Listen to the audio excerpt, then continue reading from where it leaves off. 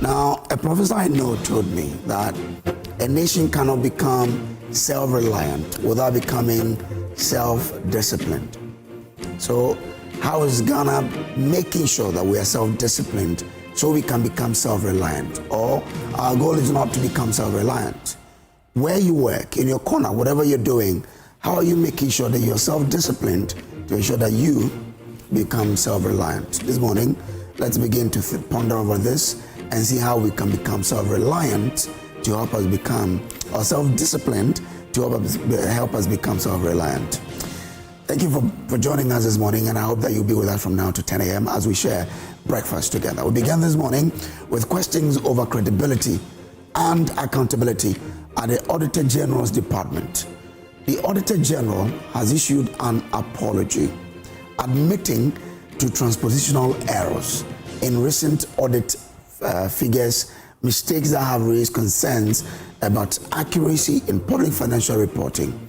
At stake is not just a correction of numbers, but public trust in an institution mandated to safeguard the public purse. And you know, this is coming at a time where a man's name was put out publicly for embezzling an amount that was too huge that a lot of people were asking, how could that be possible? And then now the Auditor-General department comes out to say there was an error in there. Having already put out a man's name in ridicule for embezzling an amount that, in fact, a lot of people were even saying that the impact this will have on the man's children, his image and all of that. But the Auditor-General's department says, well, just like any other human institution, this was an error, and we apologize for that. So, how costly are these errors, and what do they mean for transparency and oversight? Because a lot more people are even asking, how can we even trust your report when this huge one you're admitting was a mistake? How many mistakes are contained in that particular report? But interesting, we'll delve into that particular one here on the show this morning. Stay with us as we go through that. Now, then, a political storm brewing around the office of the special prosecutor. This has been in the offing for quite some time now, right? The minority is alleging a coordinated effort to inundate the OSP with petitions potentially to overwhelm or discredit the institution. It's a serious claim that touches on the integrity and independence of one of Ghana's key anti-corruption bodies. But how factual are these allegations, and what evidence supports them? You remember when this started coming up, Yunus Afoseni, a former member of parliament, said he sees this as a coordinated effort aimed at the OSP. But how does the minority's claim also come to add on to all of this? We'll delve into that particular one here on the show. And finally, the concerns over power stability are back on the table. Recent outages across parts of the country have reignited fears of the return of doomsday.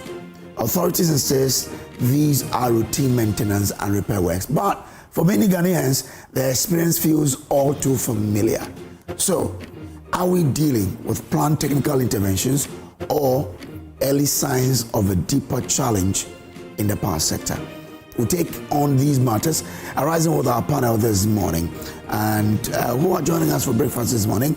Dr. Asa Asante is head of European Studies at the University of Ghana. He will be joining us. Kojo a CEO of INSTEP, and he is an energy person as well. So he helps us analyze the issues that are coming up. And he's a member of the MPP's communications team. Bernard Bediako is MP for Akosua. Ebo Bachman is Deputy Communication Director for United Party. They will be joining us for us to have breakfast today. And in our big story, don't miss a big conversation with Sami Aoku, MP for Ekepim North. We have news updates, starting with that one. We have sports as well, and all of that here on the show. On behalf of the hardworking men and women behind the stage who put this show together, I say thank you for being with us. Please do stay with us. My name is Samuel Kojo, and as usual, I do this with Emefa, Akosua, Adeti. Thanks for choosing us. Please stay.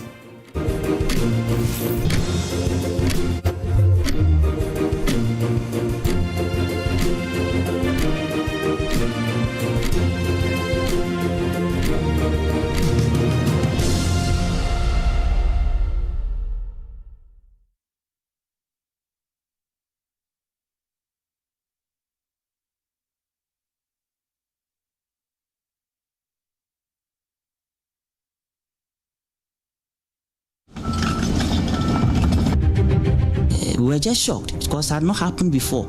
For anybody with the courage to come in with excavators with the aim of coming to mine, it was unheard of. Yeah, press conference against akonta mining. It is okay say enyo no a na ayentro ema ne nkrofo no bi krampo ebebetututu ha ema bi kan ye work abako ema ne car krampo no eja to ne car ma say there was invasion. The whole world knew it. The reports were there. The investigation revealed it. The CID had all the report. Guess what happened? It was shelved. Why was it shelved? It was shelved because there was no political will. We shouldn't rely on the kind of money that we will get in a day, and tomorrow we cannot guarantee that same money. Because the gold, once you extract it, the soil or the vegetation is gone.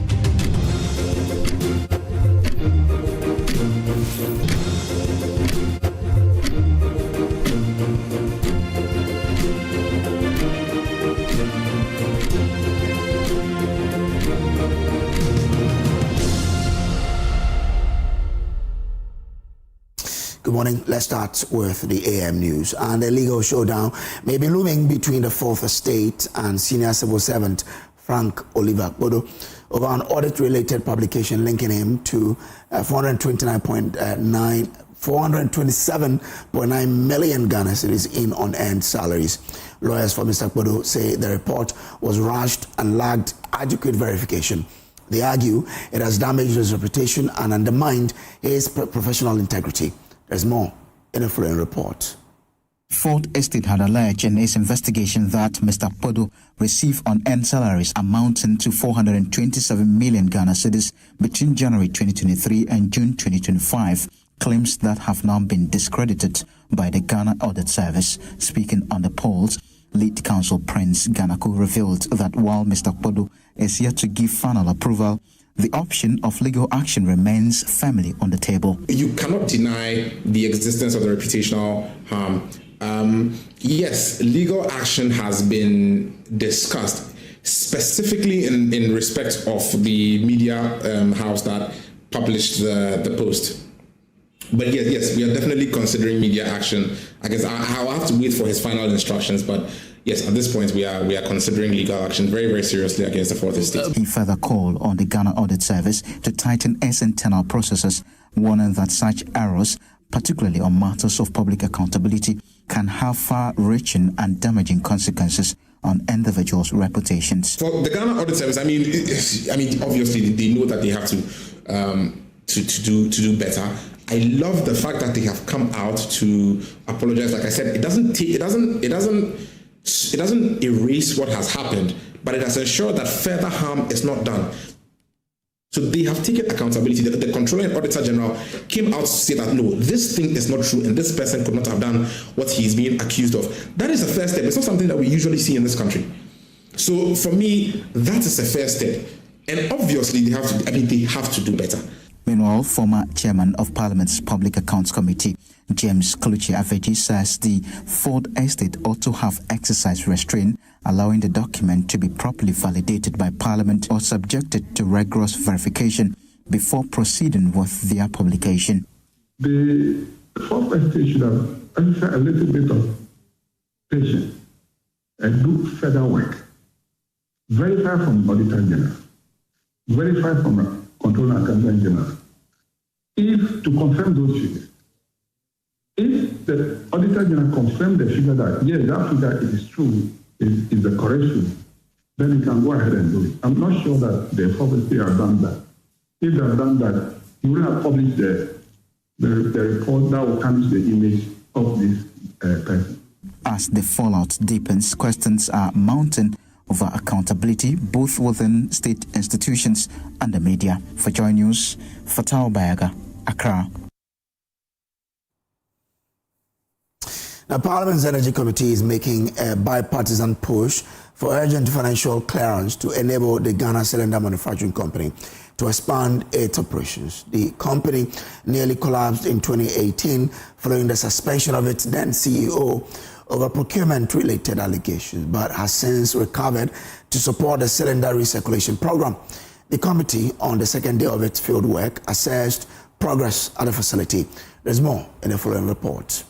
Day 2 of the Energy Committee's field work took the committee to the Ghana Cylinder Manufacturing Company, the entity responsible for refurbishment under the cylinder recirculation module. Current managing director of the company, Abdul Rahman, explained to journalists what the company has been up to in the last few years. Taking over in 2024, we refurbished 6,700 cylinders. But in 2025, we have been able to scale up production to over 57,000 cylinders.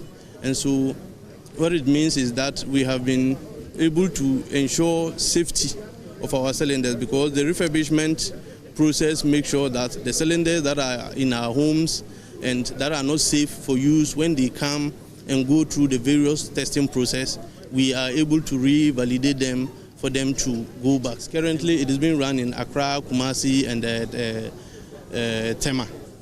And so if it is expanded to other regions, I mean, it is going to help a lot, especially in terms of keeping our cylinder safe. As part of government's move to expand the company's work, the Energy Ministry released some $6 million from the LPG levy to the company in 2025. Unfortunately, the company is not able to do any procurement to undertake the expansion because the Ministry of Finance is yet to give them financial clearance.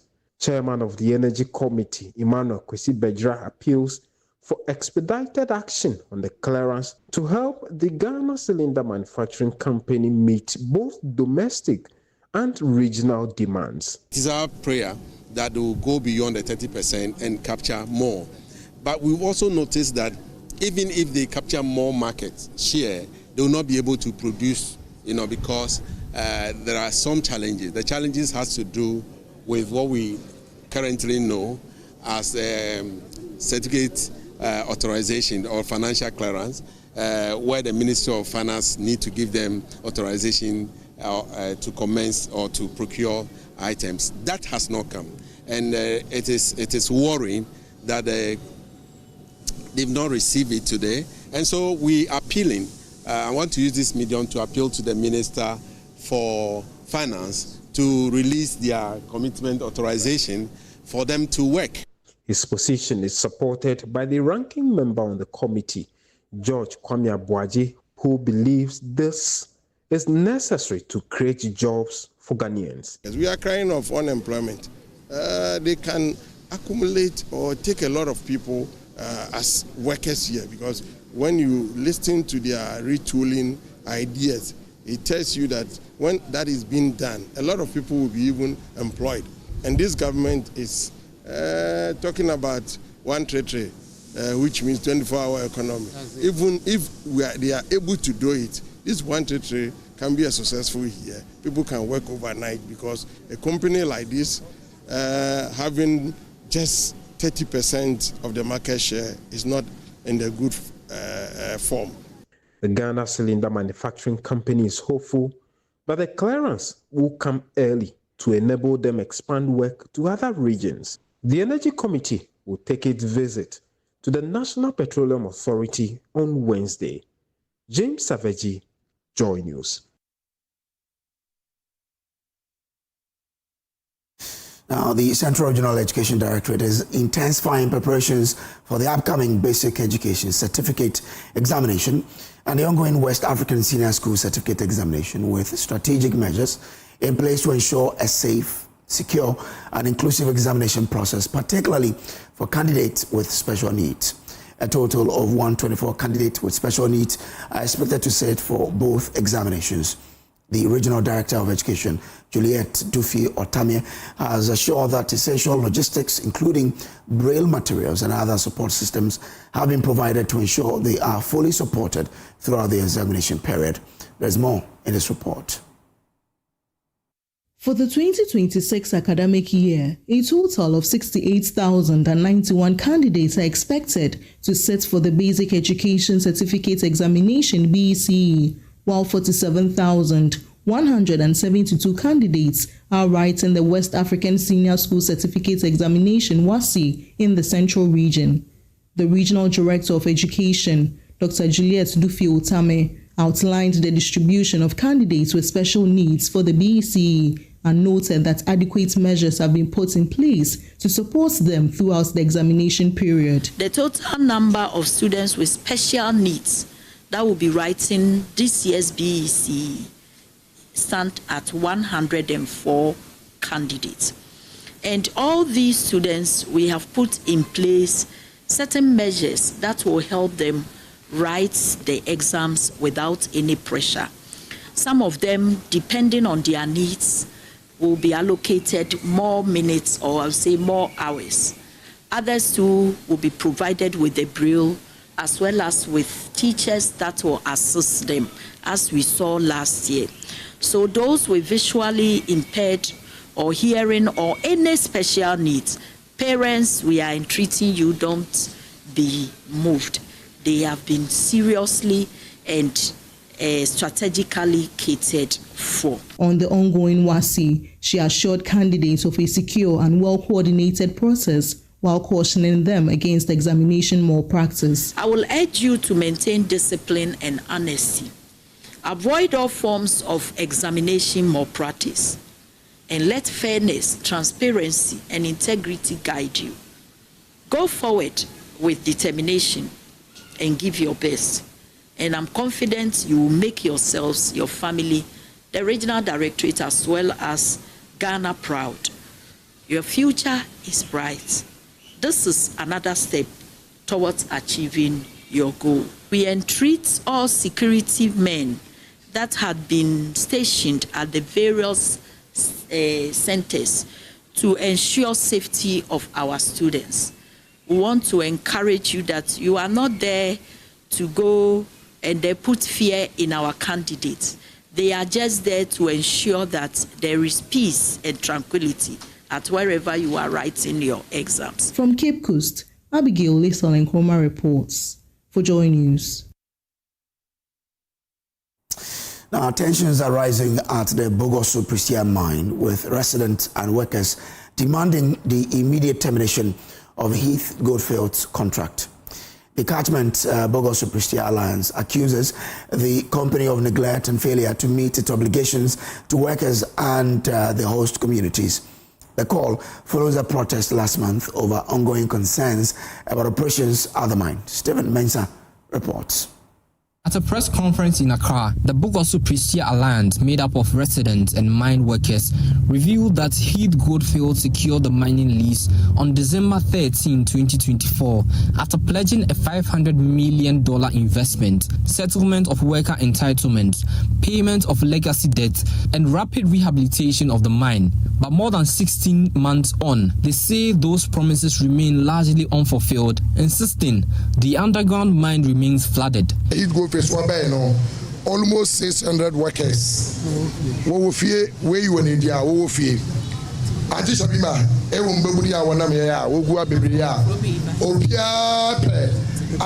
mine.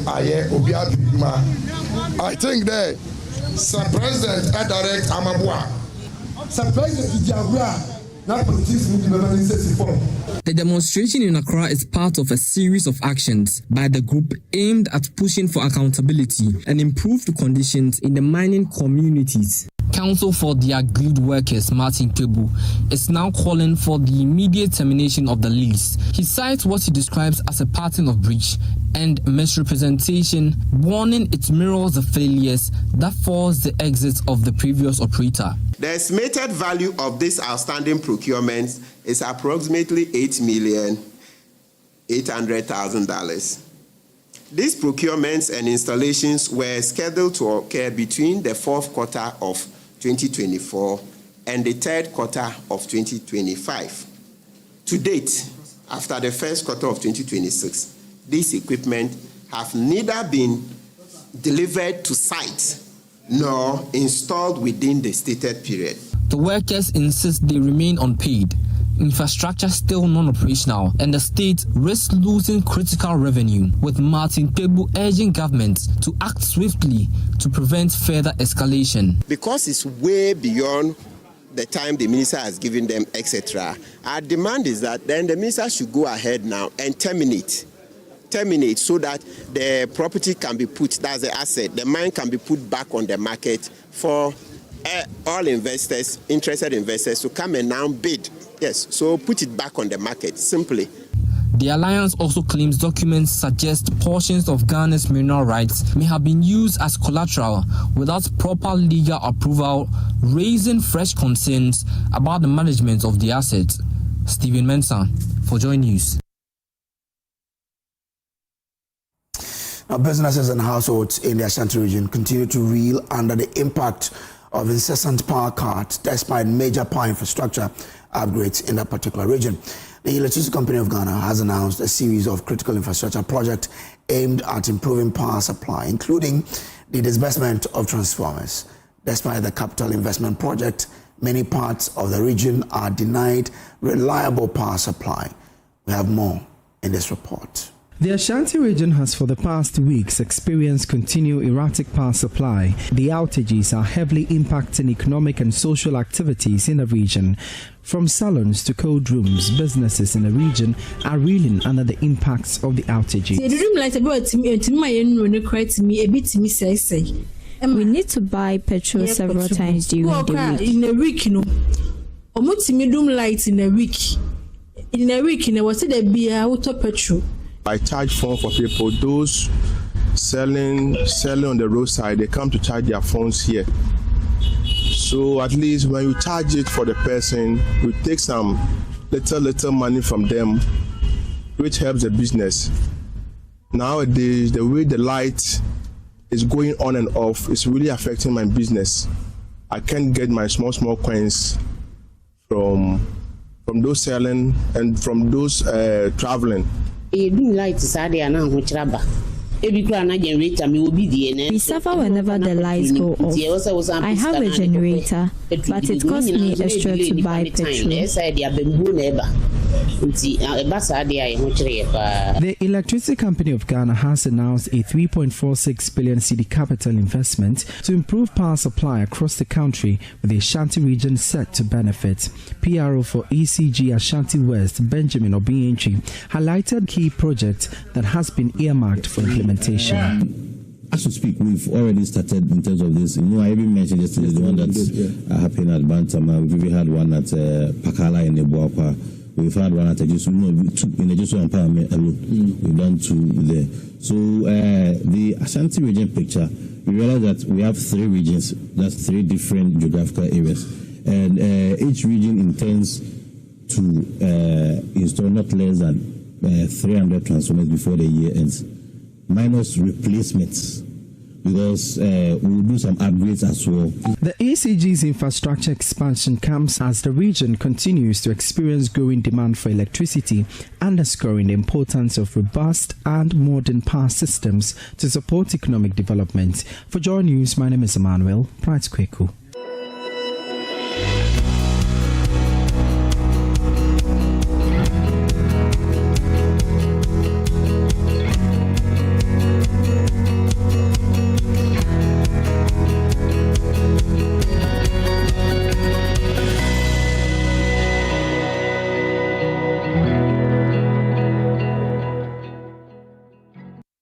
And some business news now. And total revenue and grants for 2025 amounted to some 224.8 billion Ghana cedis, about 16.1% of gross domestic product. This was contained in a March 2026 monetary policy report released by the Bank of Ghana.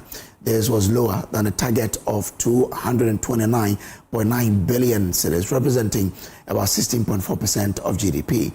The following report has more. Review period, domestic revenue totaled 223.059 billion cedis, below the target of 227.2 billion cedis, indicating a 16.2% of GDP.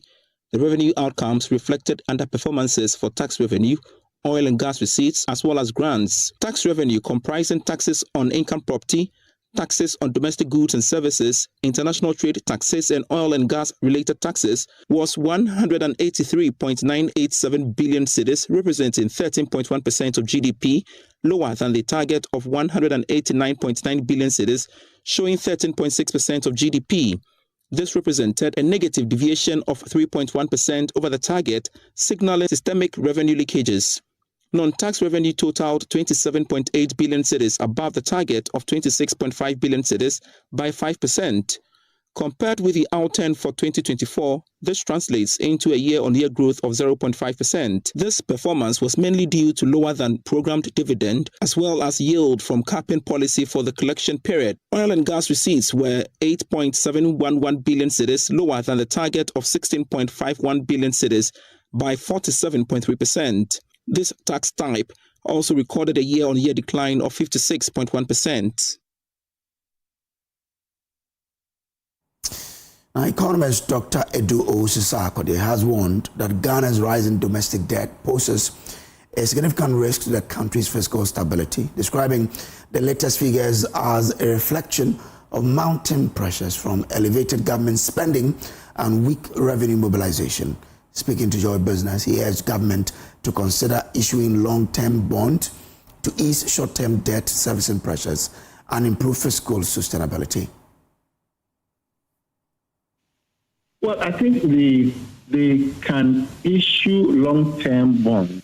I think it's on the plans of government to issue long-term bonds instead of particularly concentrating on the short-term bonds, short-term instruments. So I think, if there's more long-term instruments, it will really help. And then the issue of cutting out, just in theory but not in practice, we should just try to ensure that the banks and other financial institutions also come to terms with the individuals so that they can also have access to private sector credit. So in all, I think it's all good. A long-term borrowing will help us. And also particularly will help us finance, bigger projects. I mean, a typical example is the Akosua Highway.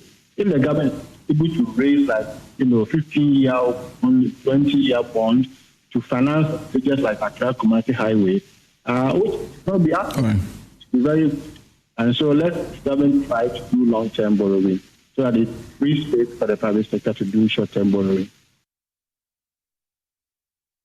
That's all in business update, and that's how we conclude the AM news for you this morning. There's more on myjournal.com. Up next, here on the show is the AM Sports. Do stay on.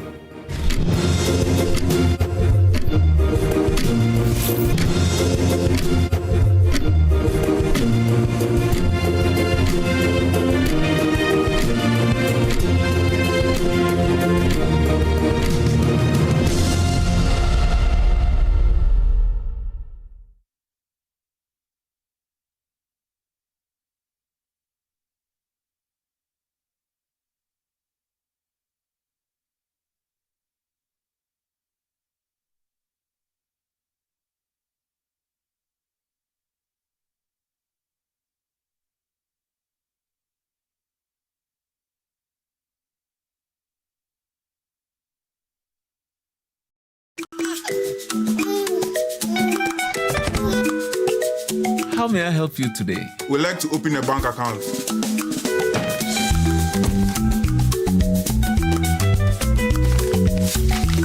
Sign here, sign here, sign here, and here.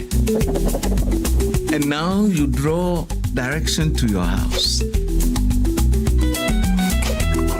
I need your thumbprint. And I'll need your birth certificate too. No, I need the original. A lot has changed since you bank like this. So have we. We've made it easier than ever to open an account online and bank on the go through our mobile app, online banking, and more. EcoBank, a better way to bank your way. Sign here, and here.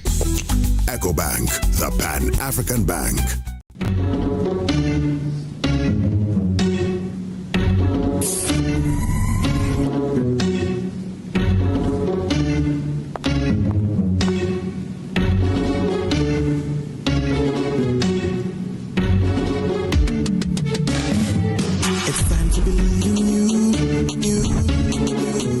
changing, so should you. If you're dreaming, don't be afraid. And in the valleys, keep your head up high. Dare to dream with Puma drinks. Yeah, believe it, you can achieve. Oh yeah, clap your hands for the whole new vibe. Make we set the vibe. Oh yeah, come alive. Let me hear you.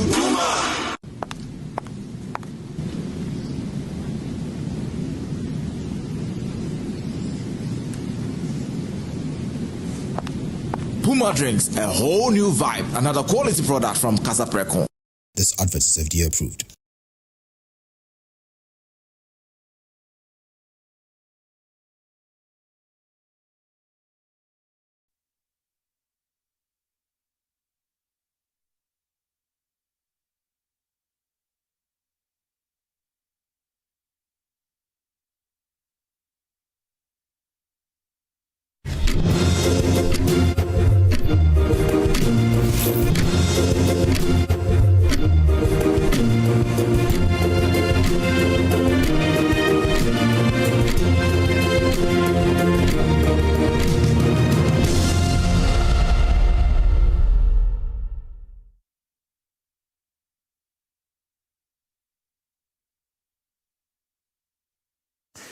Good morning, everyone. Welcome to AM Show here with me, Muftau Nabila Abdullah. Now we're about to bring you the sports news that have been happening in and around the world between the last few hours of yesterday and this morning. We're just building up to the FIFA World Cup happening in the next 50 days in the USA, Mexico, and Canada. And if you want to experience that tournament, if you want an opportunity to be seated inside the stadium to watch Ghana line up against Panama, England, and Croatia, Latina Travel and Tour is the agency that you need to get in touch with. You can contact them on 0244-260-789, 0244-260-789, or walk to their office at Alisa Hotel and secure your slot. They have packages ranging from $3,990 to $7,000. So depending on what you want, they are willing to serve you. When you buy a package, your flight ticket, your accommodation, your internal shuttle to watch the games in and out will all be taken care of. Your flight ticket back to Ghana will also be taken care of by Latina Travel and Tour. So get in touch with them and secure your spot right now. Latina Travel and Tour, we say we are your gateway to the global festival happening in the USA, Mexico, and Canada. And also, if you want to give your clients, your customers, your team members some experience of seeing the World Cup at its ultimate stage, get in touch with March Hospitality Experience. They have a few batch of tickets for the semi-final and the final of the World Cup. The semi-final will be happening on July 14 and 15, 2026, and the final is on July 19. So you get in touch with March Experience Hospitality on 055-155-11119, 055-155-11119, or get in touch with them on sales at marchexphospitality.com, marchexp@hospitality.com, or www.marchexphospitality.com. That is their website. Get in touch with them and secure your slot to experience the World Cup at the semi-final and the final stages of that competition. Now, let's bring you stories that have been happening in and around the country. The Minister of Sports and Recreation, Kofi-Addo, paid a courtesy call on the Ga-Mancha King Ni Teko Churu in his residence yesterday. The visit was meant to seek his blessings ahead of the FIFA World Cup that will be happening in June later this year. As Minister responsible for sports and recreation, since my assumption of office, we have traveled from good to good and from strength to strength. We have reached a point that we cannot continue to stay away from His Majesty. It has gotten to that point that we needed to come home and to come for even more blessings to step out. Like this, when you go out and function, you need to come back to the hive and take more power before you step out. So our presence here today is to say thank you first and foremost to him for the many things that he has done and the blessings he has bestowed on us, and to inform him officially that his team, the Black Stars, through his prayers and support, have qualified for the World Cup, and this will be our 5th.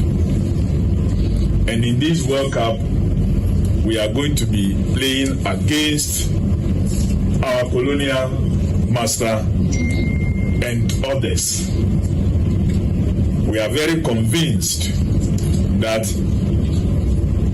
victory will be ours with his blessings.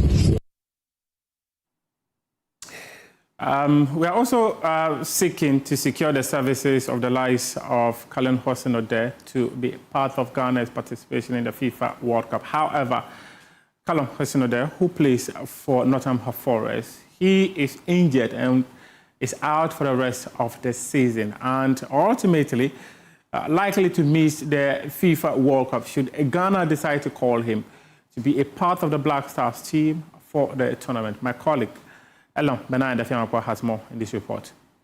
Odoi's absence comes at a crucial stage of the season, with Forest heading into their final 5 matches.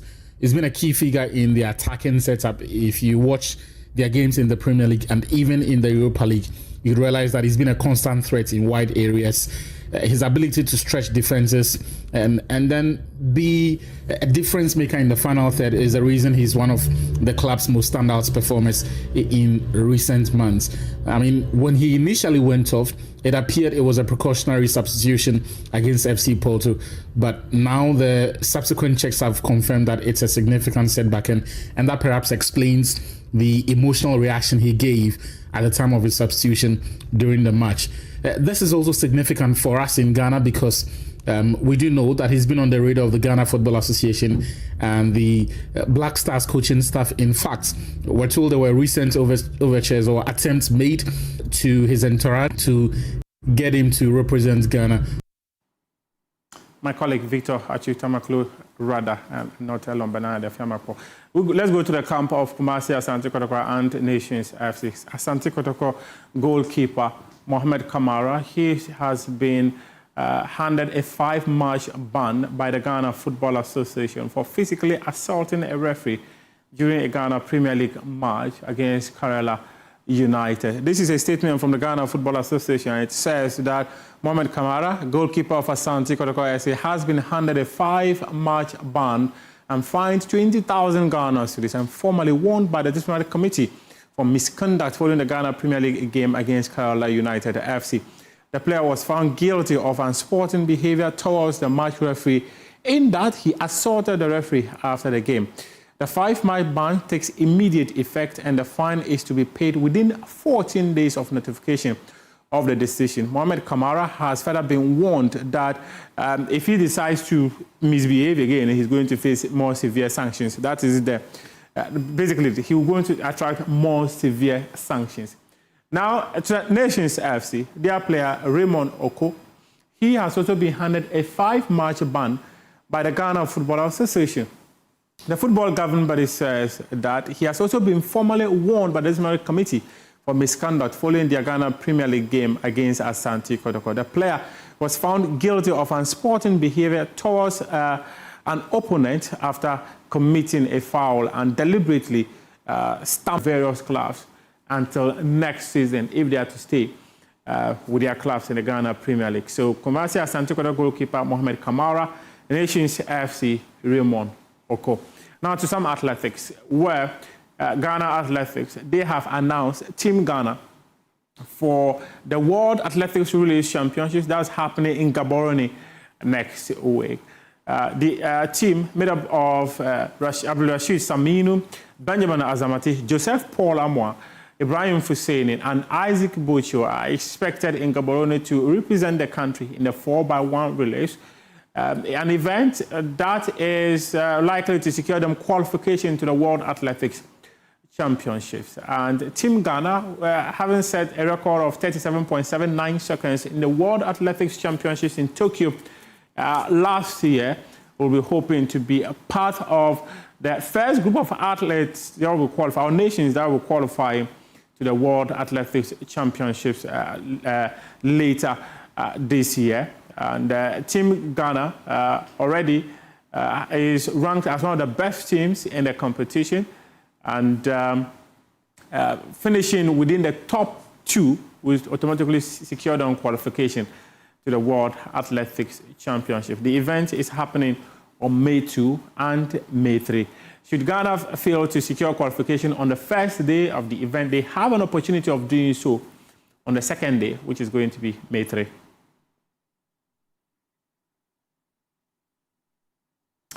Now, we move on now and take you to England to bring you highlights of some of the Premier League matches that were played. Chelsea secured they suffered a 3-0 defeat at the hands of Brighton and Hove Albion. Gross swings over a deep cross and that reaches Matoma and pushed over by... Chelsea look shell-shocked as well. Big goal. Swings it in. Drops for Matoma. Oh, beautifully worked Matoma! And he was... Now, I take you to the Championship, where Ghanaian duo, Jordan Ayew and Abdul Fattah Isako, have been relegated from the Championship to the League One.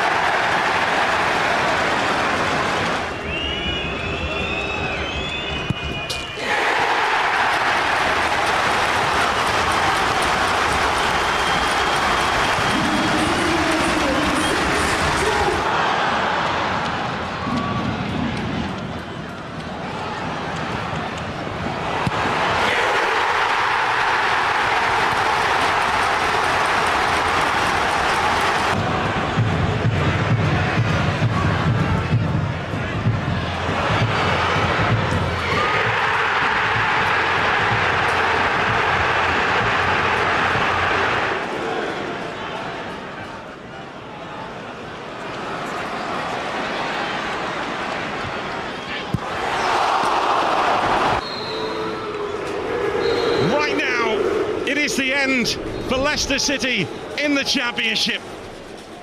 10 years on from one of the greatest sporting achievements ever, the former champions of England. Leicester City, 10 years ago, were Premier League champions. 10 years on, they have been relegated from the Championship. They won the Premier League in 2016. What a story that was. And they got relegated to the Championship following the demise of the owner of the club, and now they have been demoted to League One. Let's wrap up with highlights of how Inter Milan defeated Como by 3-2 in the Coppa Italia. And also Real Madrid, they won their game 2-1 against Alaves. And this is how we wrap up AM Sports here with me, Muftau Nabila Abdullah. The AM show will continue right after the highlights of these matches. Save from Josep Martinez. Baturina takes the corner short, and it comes from the Croatian. That's Kemp with the header. It's off the frame of the goal. Como go close again. Van der Bremt. He's away from Di Marco. Baturina! He doesn't spurn this chance. Como lead in the semi-final second leg.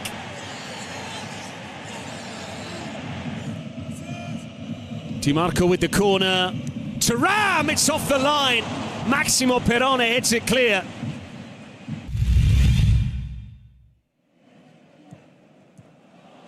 Well cut out by Nico Paz. Poor ball from Zielinski. Nico Paz in behind. This is Dacunia, who can go himself. Dacunia! Como are dreaming now. Rome is on the horizon for the Ladiani. 2 minutes into the second half. They've doubled their lead at San Siro.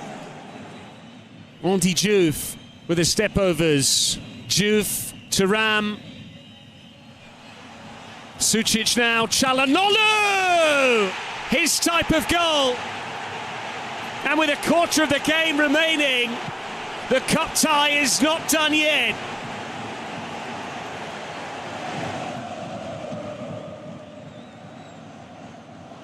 Hassan Diao in behind. Diao saved by Josep Martinez. Barella in by Sucic. Çalhanoğlu!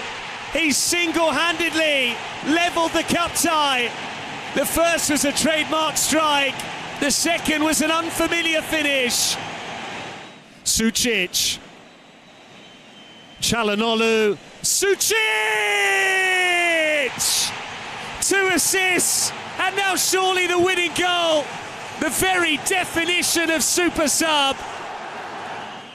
Morata. This is Kempf. And now Maxence Cacré. Martinez with the save. Into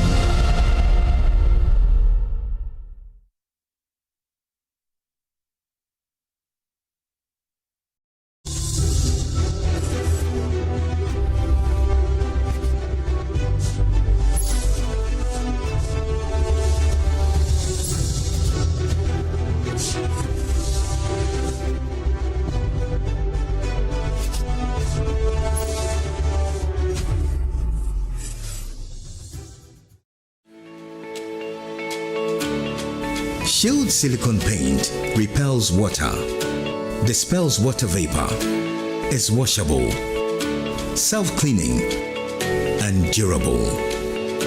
Now, you can appreciate how and why Shield silicone paint is super strong and thus able to do what other paints cannot do. Shield silicone paint from Azar Group since 1921.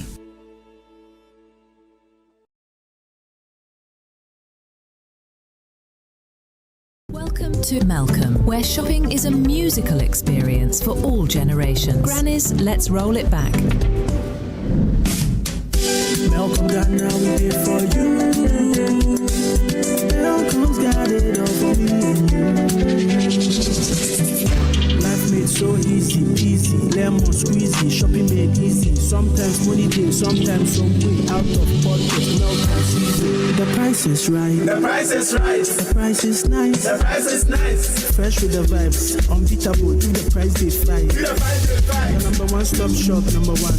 Your number one stop shop, Malcolm. Malcolm got now we did for you. Malcolm's got it all for me and you. No matter the generation you belong to, Malcolm is where Ghana shops. Bring back home the experience. Bring home the experience.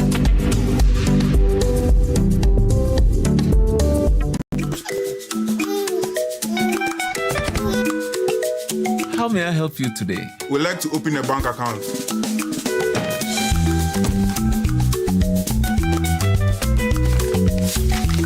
Sign here, sign here, sign here, and here.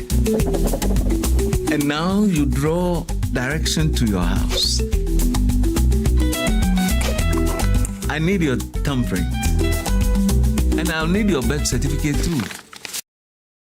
No, I need the original. A A lot has changed since you bank like this. So have we.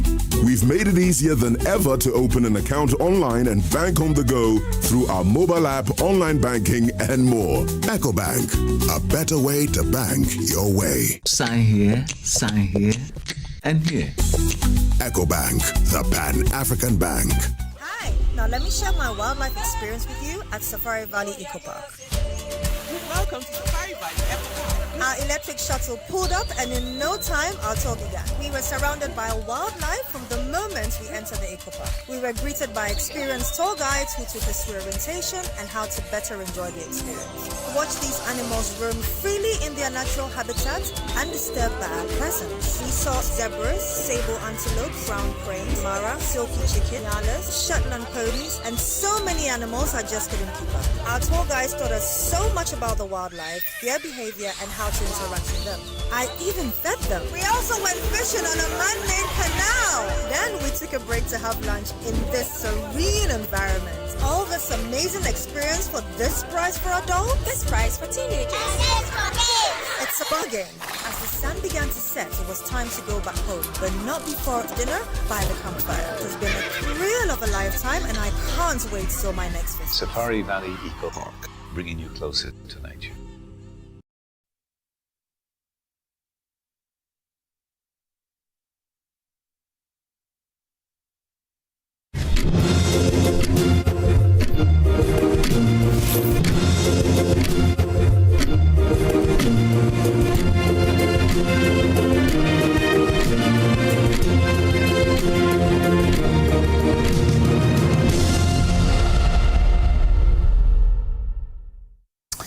Well, Amma, a nursing mother, and her 7-month-old baby narrowly escaped death after a violent sea wave struck their home in Shabu while they slept. She now lives in constant fear that the sea could destroy her home and kill her family. Amma is one of many residents whose homes have been swallowed by the advancing sea. Emmanuel Jibenu has more in Joy News series When the Sea Comes Home.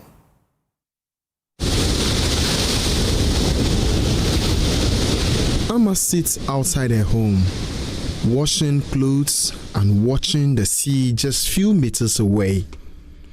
The waves are close and they keep coming.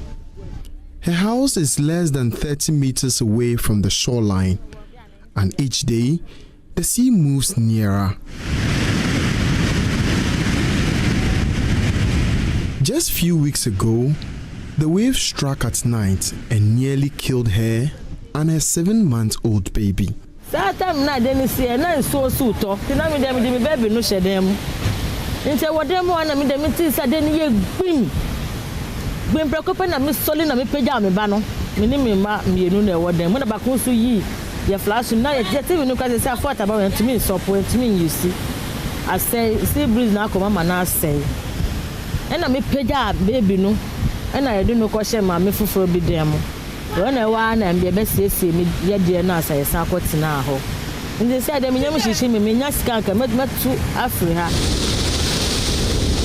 has lived here for the past 3 years, and in that time, the sea has swallowed the land in front of her home.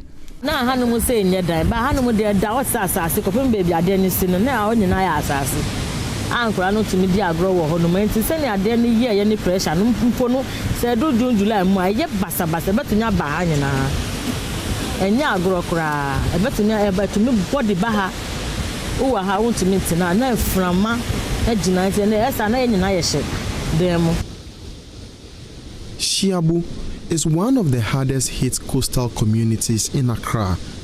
Hundreds of homes have been swallowed by the sea. Some families have left, but many cannot afford to go. We cannot move unless the sea comes before, because we don't have any place and we move. We don't have any place, we will move. You understand? And we don't have any money to go and, go and rent the apartment. But only premises that we have. We are waiting for the Lord. Along the shore, broken buildings sit along the edge of the sea. Walls are cracked and foundations are exposed. Some homes are already gone. Aban ne man panyimfo no mo ntwa mo ne be hwehwe abufo. Esan so mo bre pan wa enye happen na ebubu. So what do we need to do? As we say, then be self-contained crossing. And you say na the defense on be here. Our beach side no na ma pressure ni na ababeda. Residents believe the construction of the sea defense at Glape, about 2 kilometers away, shifted the pressure to Shiabo. Our buildings and our room is as corrupt. You know, you the end. I'm on the Boba na begu us. I'm twaso my. And see, we are telling Ghana that come and do this thing for us because bre. Reverend Joshua Atto has seen the change, and he says the shoreline has shifted so much that homes that once stood here have disappeared into the sea.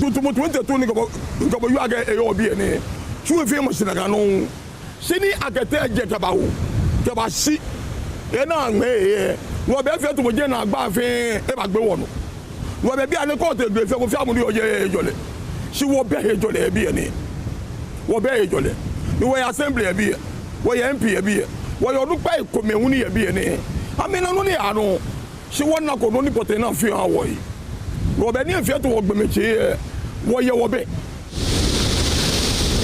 eya ga san wo yo fa bi agaga wo ga wo ye o mi to mo wo ga bo yu aga tu ni o se ne 22 ne keje 22 no anwe me ne ba gba enyonyo wo be o mo ga akpo be san no fe mi ni o bo to e ni e se tu aga ti mi piti mo fi amo pele aga de ani e ya wo ka po ga ba sia she go te gaji akpo e be san no fe mi ni sa no ba sia. Residents are asking governments to extend the sea defense to Shiabo so they can stop the waves from destroying what is left of their community. Esra ba ni se onu so mbre mu onu so ntwa ne be Shiabo fo eye dansoma Shiabo na me ka se no mo mo aye won so ma ga ate abaho ko no na gba safo ko no wo ya ajo but experts say the sea defense is not the full solution. Professor Akufo-Addo is a coastal processes expert. Artificial means can never and has never been the solution in fighting a natural system. So sea defense are always not a solution. Basically what we do with sea defense is that we either prevent the ocean from taking sediment away, or we block sediment within the transport part, the sediment transport part. We block and trap sediment so that we build beaches within where erosion is a problem. But in blocking sediment, you are depriving other areas of sediment. So basically what you've done is that you've transferred the problem from one location to the other. And that is why in some areas you realize that in Keta, for instance, sea defense is doing very well, but downdrift erosion has increased. Why? Because the volume of sediment that would have gone to build the beaches and gone to, create a balance in the sediment budget regime are now being blocked and trapped. So the reduced sediment will definitely have an impact. And these are some of the reasons why the downdrift side begin to erode. So to me, sea defense using hard engineering approach has never been a solution. We should now begin to think about managing with nature, and that is nature-based solution. As the sea advances inland, residents of Shiabo are asking for a chance to stay. But with every wave, that chance is slipping away. Emmanuel Jivenu, Joy News, Shiabo, Accra.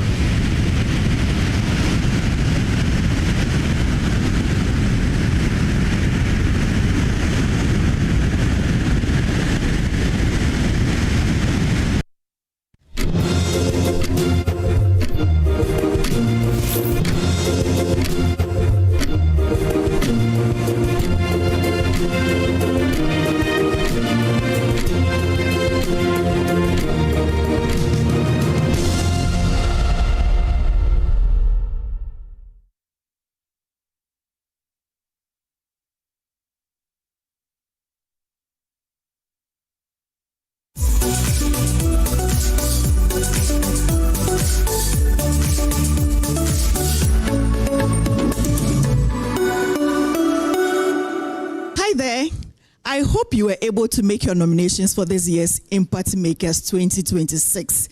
Yes, guess what? The judges are set. Just in case you are guessing whether you are making it or not, relax. Let's hear what our judges will be telling us or have been doing in this session of selection. This session was good. And I just want to thank you people for giving us the opportunity to help in evaluating these candidates for these awards. Because you attest with me that we are in an era where most people are being self-centered. My colleague Tanko would tell you that people are self-centered. They are just thinking about their needs. But you can see that most of the candidates that we ranked or evaluated today are people who are not just concerned about their friends or family, but then they are supporting communities and changing life and transforming life. The impact has been so big. I'll also trace back to maybe a year or two ago when, the Impact Makers Awards started running. Despite the fact that we live in a country where we complain about our situation and how we don't have money and how we're all struggling to get along, it's heartwarming to actually read these stories, to learn that no matter what people are going through, there are good people still amongst us. And it's even more heartwarming when you also realize that there are people who have disabilities now that we have brought this new segment and are actually using their disabilities to turn things around to better themselves and people who are also, in the same situation that they are in. The process has been very rigorous, very transparent, but I'm also struck by the diversity of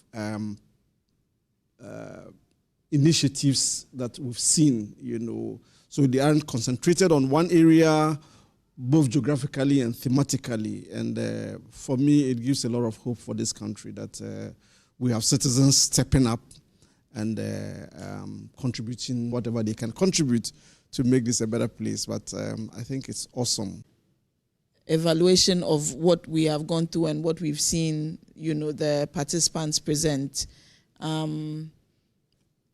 All these persons who are ranked here have made some significant impact on the Ghanaian society as much as possible.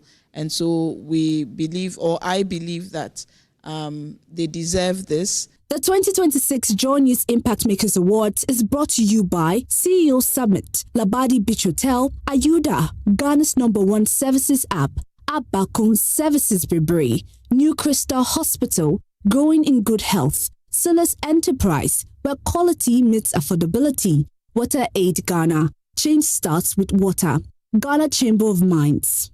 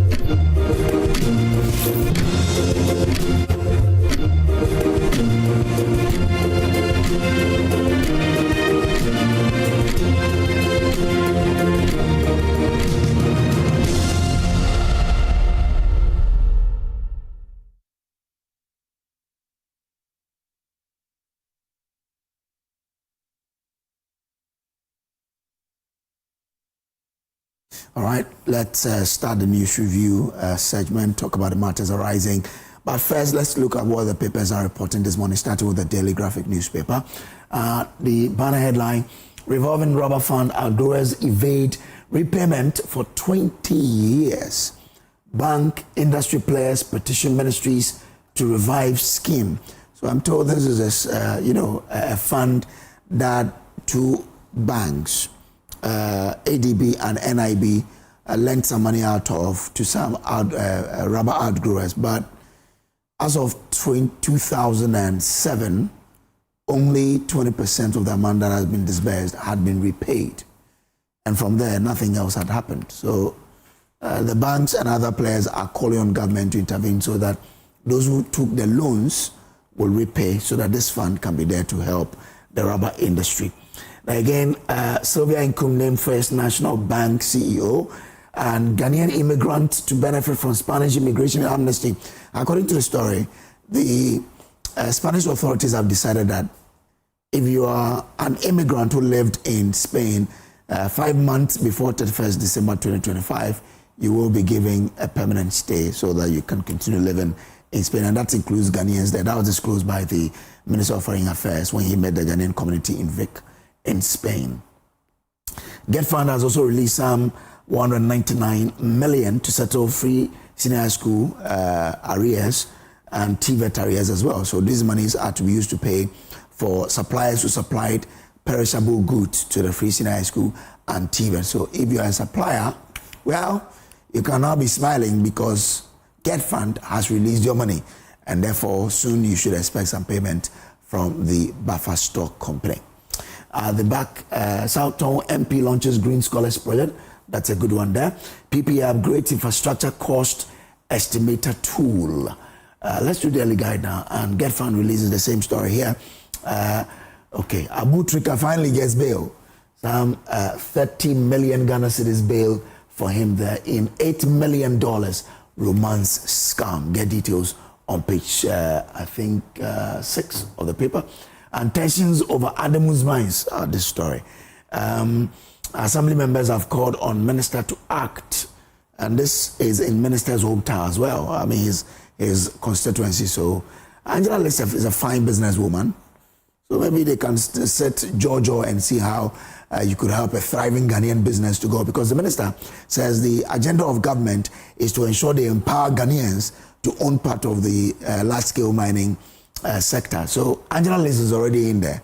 Maybe the tensions that are coming, the minister can find a way to broker peace between Angela Lissef's Adamu's company and the community, so that we can have another thriving Ghanaian business in the mining sector. Now, Gold Board support 10-year-old brain patients. Good news there for as well. Kudos to Sami Jemfi for doing this. We know that more people need help. So when state entities who have the resources go to the aid of these people, it's something we need to applaud. So as Benjamin Akapo also, kudos to you, Sami Jemfi, for this. And the base Ghana first sues the base movement. Hey.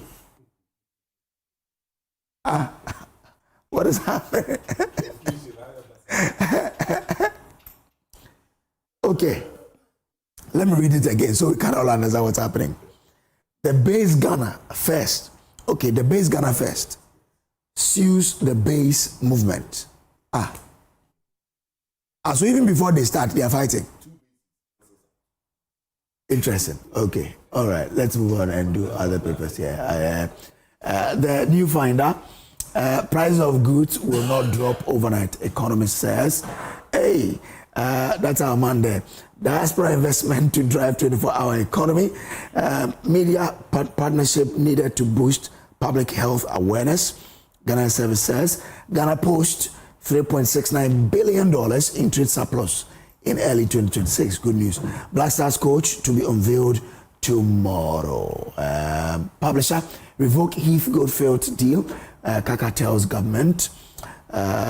Mosquito, Julius lead NDC race survey. Hey. Interesting. Minority accuses government of plot to weaken OSP, and it's on our table this morning. Good Board funds Little Regina's brain surgery. This is good news. Mustafa Hamid trial adjourned over OSP's authority. Interesting. Okay. The Accra Times, good news for North. Mahama to self-finance Tamale Water Project. Plans to establish 5 processing plants underway. Speaker bargaining calls for stronger institutions. Drug abuse is dangerous and destructive. EMP to provide local employment for Daman youth. Lands Ministry says, and minority raises concerns over OSP development. Long-serving DC for Biusa traditional area. That's also a story there. Discover Bawumia meets EU ambassadors to deepen economic security ties. And I saw this news coming up yesterday when the flag bearer of the MPP, Dr. Mahamudu Bawumia, had that breakfast meeting with some top European leaders in Ghana to discuss how to deepen ties between their countries and the beautiful land of Ghana. It comes with a beautiful smile. A picture with a beautiful smile from Dr. Bawumia and some EU officials there. Power is transient. Stay away from chieftaincy issues. Otufo warns Mohammed's ministers. This one, it's a big one there. Make sure if you are attempting chieftaincy, make sure you have your legs on the ground proper. Attempt to dissolve OSP, calculated and coordinated, minority alleges. And Bawumia moves to unite MPP, leads reconciliation drive as party eyes 2028. Yesterday I had a report of him moving to meet with Ken Japan to see how they can unite the MPP. And this is coming at a time where the two, how do they call them? The base and base are fighting. Base movement. They are fighting. Base Ghana first. Base Ghana first. And base movement. And this particular, unity talk between Bawumia and Ken is coming at a time this is happening. A lot of people. No, but that was happening long before that. Okay. The meeting between the two leaders of the party happened way before this whole thing came up, but it's just coming out now. Okay. So it was supposed to be a private visit. Okay. But it just came to fore when people were like, then it was like, look, these guys are already talking. Because people were saying that, Bawumia has not been to Ken's, Ken has not been to Bawumia. But now the information came out that they've already been meeting and they've met privately and that's that. So it really is much ado about that. Okay, all right. But it's good news for MPP members that their flag bearer is making every effort to ensure that he unites the party for 2028. Let me introduce to you my guests. They've already started speaking. Kojo is Executive Director for eStep and a member of the MPP's communications team. He is, an energy person as well. So today on the issue that we're going to talk about energy, he would provide a lot of insight there. Good morning to you, Kojo. Good morning, Kojo. How are you? I'm well. I hope you're well too. I'm very well. Okay. A Wednesday morning. It looks like it's a blue day. Because, I woke up in the morning, I had my blue on. My brother has his blue. You also have your blue on. So today seems to be the boys blue. The boys in blue. Okay. So, do you support Chelsea? Yes. I'm a Chelsea fan. Oh. Unfortunately, now we are not doing so well. Then this is your blue there. Yeah. This blue looks good, but the other blue is struggling. No, but I mean, we it's okay. It's a phase. Every football team goes through a phase, and we are going through a phase. We'll be okay. I'm only sad for your coach. I seem to like him. He's a good coach. Yeah. I just think the players are not playing for him. Okay. Ebo Duncan is Deputy Communications Director for the United. Ebo Bachman, the Deputy Communications Director for the United Party. But you are talking about a movement, but you also broke away from the MPP. Yes, okay, but they are not fighting. But they are not fighting anyone. Okay. Afrafanto is not fighting UP. Imagine if Afrafanto was fighting UP. That would be a different story. You have transitioned. So the butterflied. Okay. All right. Okay, we also have Dr. Kwame Asante, who is joining us on Zoom. He is the head of the Center for European Studies at the University of Ghana. Doc, I'm grateful to you for joining. Good morning. Kojo, good morning, and good morning to my colleagues in the studio, of course, to Ghanaians as well. Now, I want us to start, I'll start with you, Doc, from Zoom. Let's look at the Auditor-General who has come under scrutiny. They are apologizing for something called transpositional error. Now, I had this transpositional error in 2016, long ago, and I'm hearing it again this time around. Now, is that a costly mistake? Let me start with you, Dr. Asante. What do you make of this apology by the Auditor-General after this news about some one man embezzling or being taking on earned salaries in the area of what, over 200 million something, right? Doc, what do you make of it? we are human beings and we work as human institutions. So obviously, there are bound to be mistakes.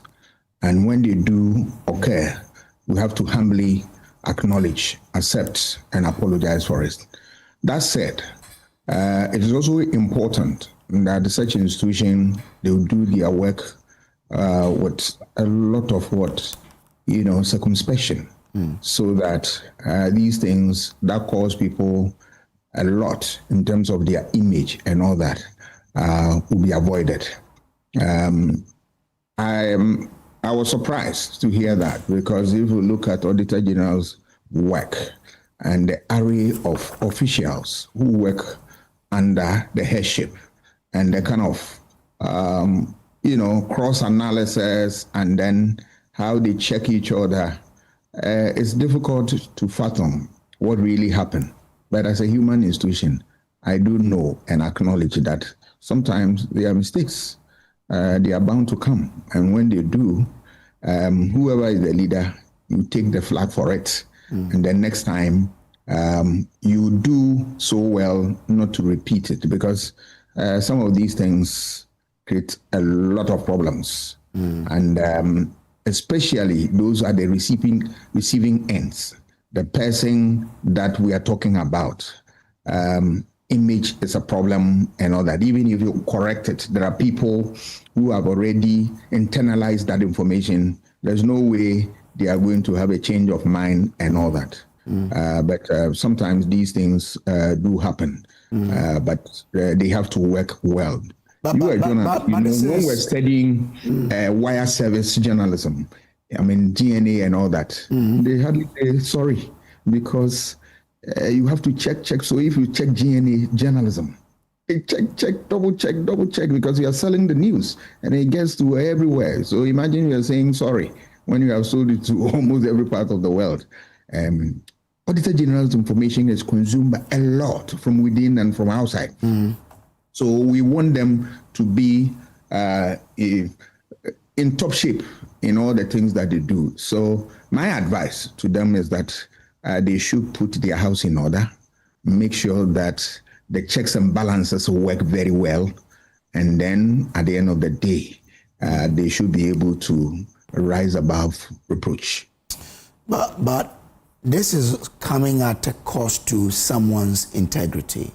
Someone has been labeled to have embezzled amounts that, I mean, he shouldn't have been in that picture at all.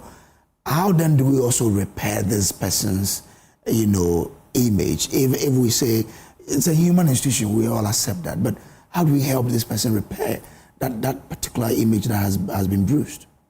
Yeah, that's why I did say that apology is the first thing to do.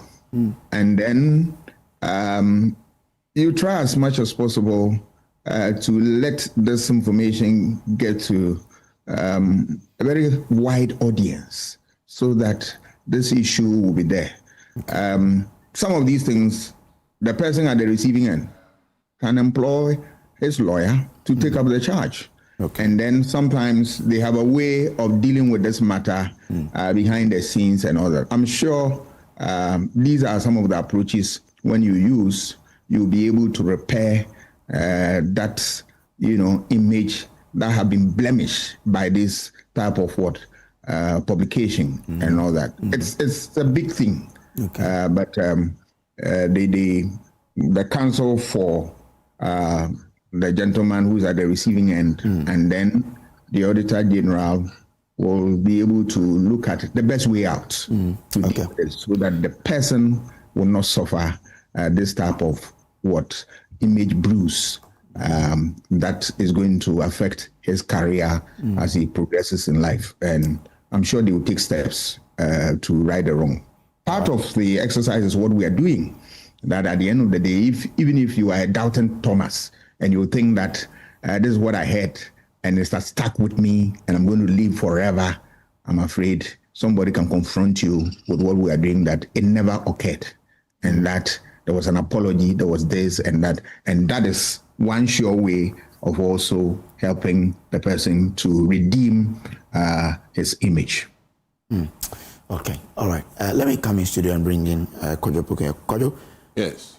Apology enough? No, not at all. I mean, it's grossly inadequate. I think that, you see, we keep seeing a service that is deteriorating. We keep seeing a space that looks like anything. Nobody's really paying attention to the work they are supposed to do. If you look at the number of processes that some of these publications have to go through, it actually got to Parliament. I mean, this is not something that was detected when it was published. This is something that actually has now gotten the attention of certain people to an extent. It is when somebody now comes back and say, oh, sorry, we made a mistake. You understand the point I'm making? Yeah. If, let's say, there was a first document and that was leaked, but later somebody realized that, hey, there's a mistake here. Different story altogether. But this is when all this brouhaha has now come up. Then somebody realized that there's a mistake.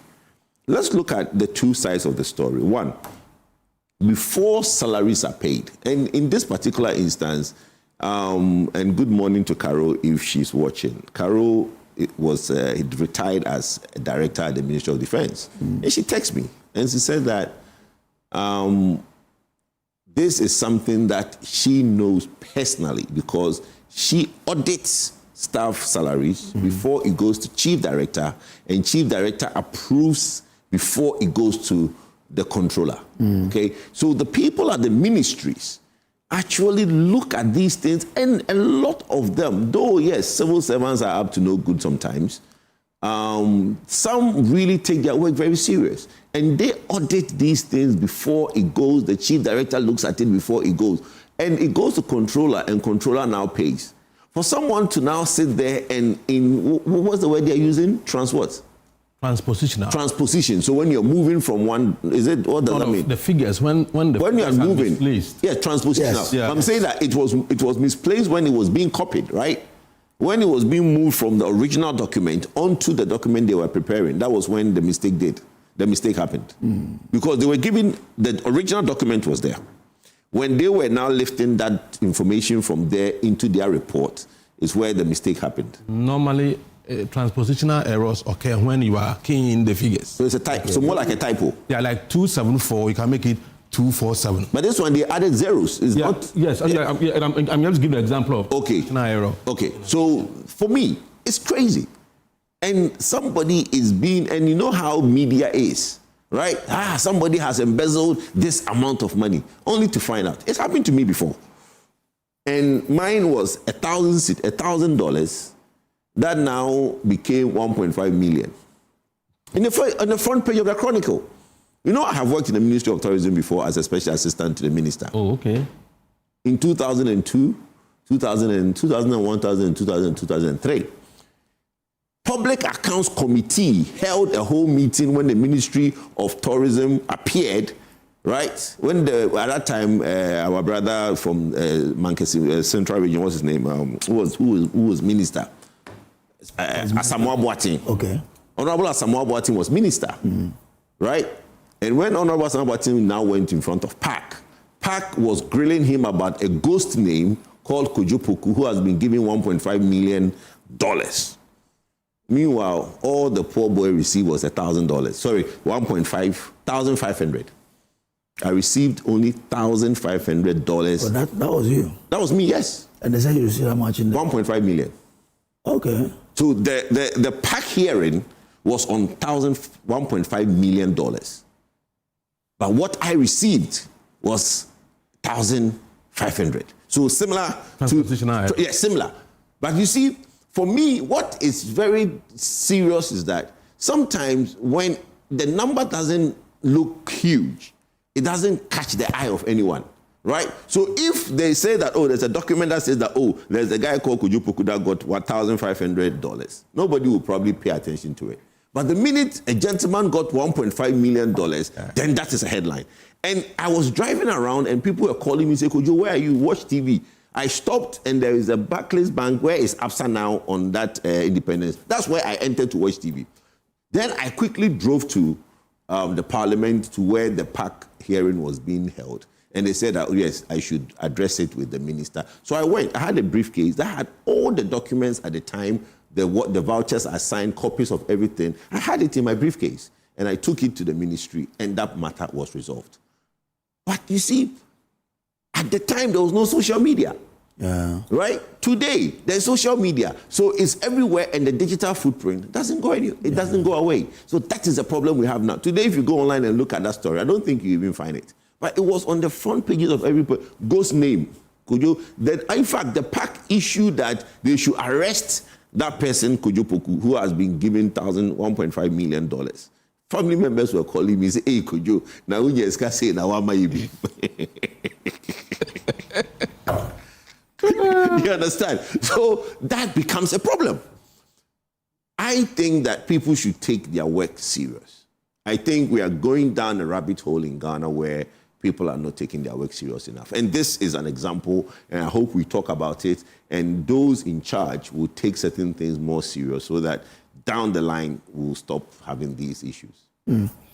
I'm accused of taking 427 million. That's a huge amount. That's a huge amount of money. So, but when the Auditor-General, who should come out with and this is a final report that we are talking about anyway, when that comes out, what other checks can a media house do in putting out the story? Of course, media house, what you get is what you put out. I mean, you can't, once this is not a story that has been generated by that very media house, and this is coming from external information, it will be difficult for you to even to tamper with the figures or the story itself. You just produce what is given to you, to the public for consumption.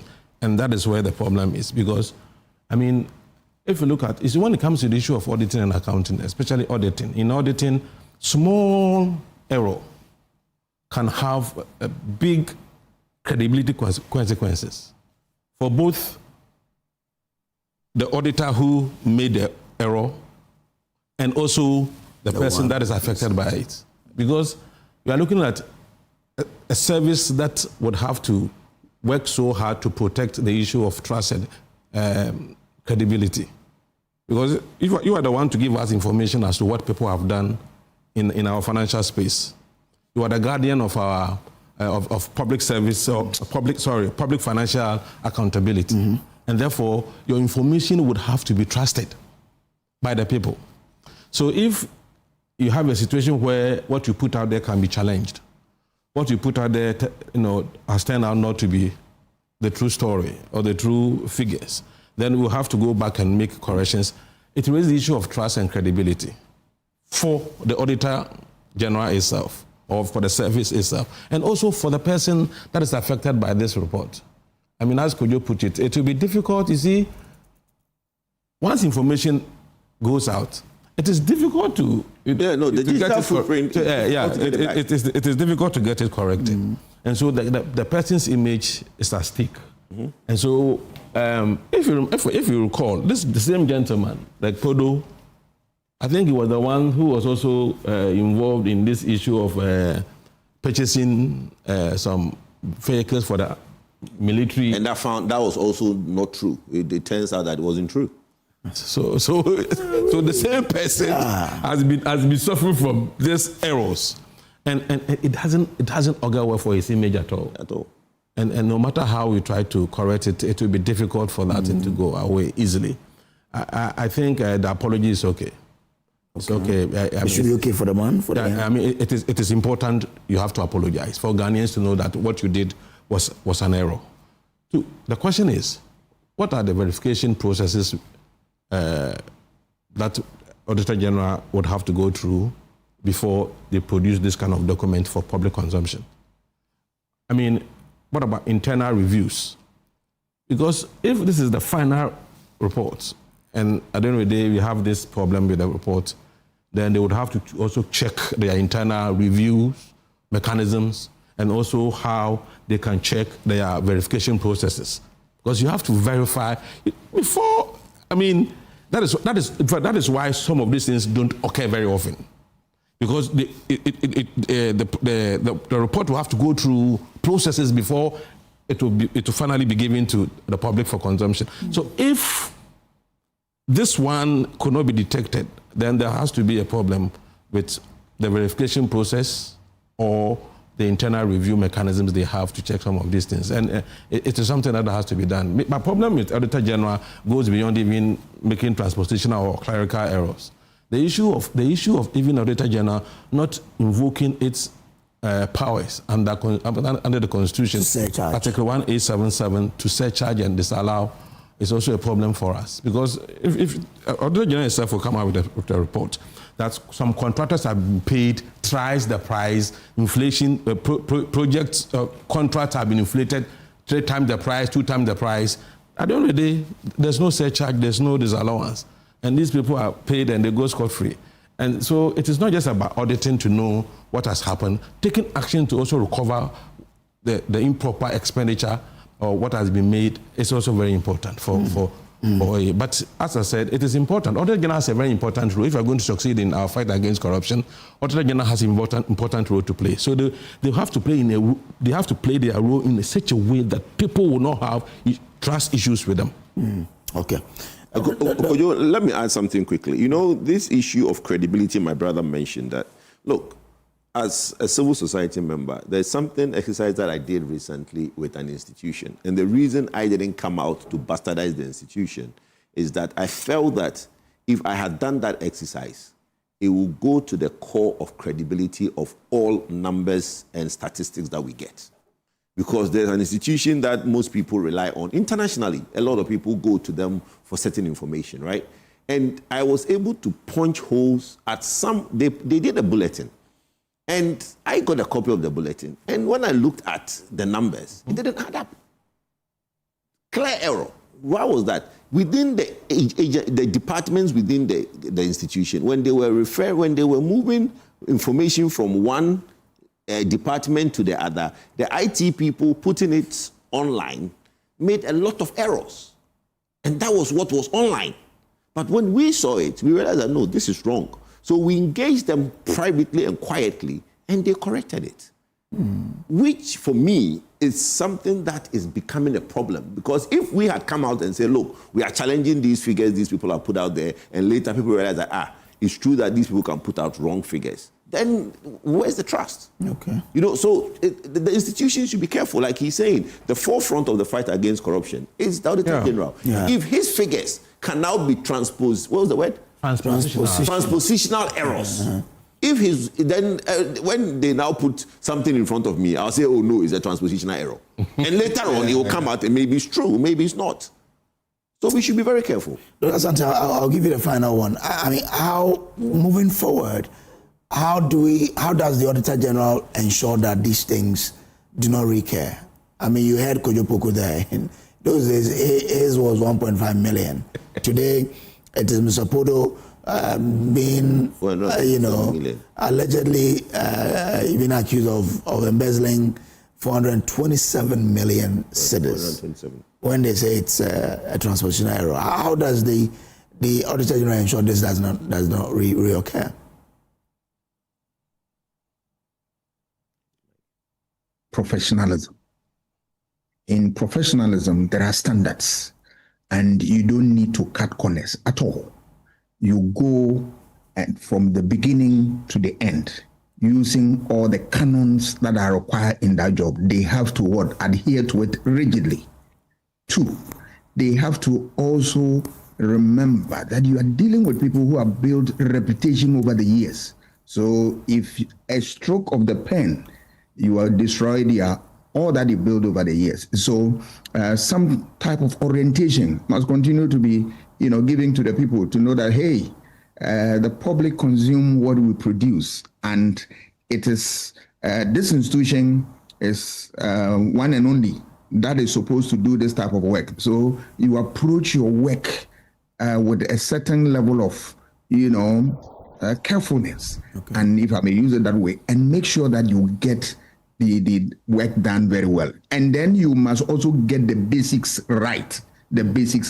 All the things that you need to put together in order to form a report, get it right. You don't rush to the press. You and I as journalists who say that you don't rush to the press. You check and double check. Because you see, the recipient, I am worried about the recipient of this information. He has, a almost irreparable damage, right? But the good news is also that we are doing this. The apology is there, and then the Auditor-General should move a step ahead to say something to the gentleman so that it will, clear these things forever. Quite apart from that, we want to also educate public institutions and that they are the link between the people and government. So they must do their work very well. This is not the first time we are seeing things of this nature. You remember Electoral Commission coming out with, election results and then coming back to say, oh, we are sorry, writing a rejoinder to the same, if you like, the same story that or results they publish, coming out with another one. That was very, very crazy, if I may put it that way. Because all these things, if you don't take care, you destroy individuals, you destroy institutions, and at the end of the day, you destroy the country. And so we must be very, very, very, very careful about these things, that you don't rise to the press, check and double check, cross all T's, dot all I's, and give people opportunity. I was also surprised because with this story, because for Auditor-General, part of their work is that when they find something wrong with the system, whoever is responsible, they send you information for you to respond. Did they do that? And all that. And what happened? So that all of a sudden you come up with something that is at variance with the facts on the ground. I think they must get the basics right and make sure that people do not suffer unnecessarily because of what? Lack of professionalism and incompetence. You have a journalism background, so let me ask you this question. I've seen people take on the fourth estate. Did they do any wrong? They were only publishing a report of the Auditor-General. How are they liable for this? I mean, if you are a consumer of a report from established institutions, I don't know how you can double check. Imagine you pull the US State Department report on human rights violations and all that. Would you want to check what has happened? And that is why those institutions must get the basics right, because we as individuals, as the public, we have no power to deal with some of these things in terms of what? Corrections. The best we can do is that you see something else and then you go to them like the way Kojo said, and then talk to them on the quiet and all that. But if it's a report from an established government institution, which we know should operate as neutral and professional as possible, the journalists will always run with the story. All right. And that is something that is problematic if the basics is not right. Okay. Then the consumers of that commodity, you also have a problem. But those institutions, because reports that are World Bank reports, have you ever checked before? Have you checked Bank of Ghana's reports and all that? They release because we believe that they are institutions of trust and they are institutions of standards, and that they will live up to expectation at all times. I'm grateful to you. The lawyer has joined us. Bernard Bediako, Esquire, is MP for Akosua. Good morning, sir. Good morning. All good? Yes, by the grace of God. Okay. Very well. So you are the lawyer here. I want you to take the legal angle of it. Is there any legal liability in this particular matter? Yes, there is. And let me say good morning to you, our viewers, and my seniors here. There is. You see, this matter, if the gentleman decides to take the audit service on, he will surely have some redress in the court of law, except that some of these things sometimes you let go because they've admitted. But the challenge I have is with the way they even admitted, the supposed admission. I have a challenge with the statement the audit service released, which statement was headed correction of something. They said correction of, if you help me with it.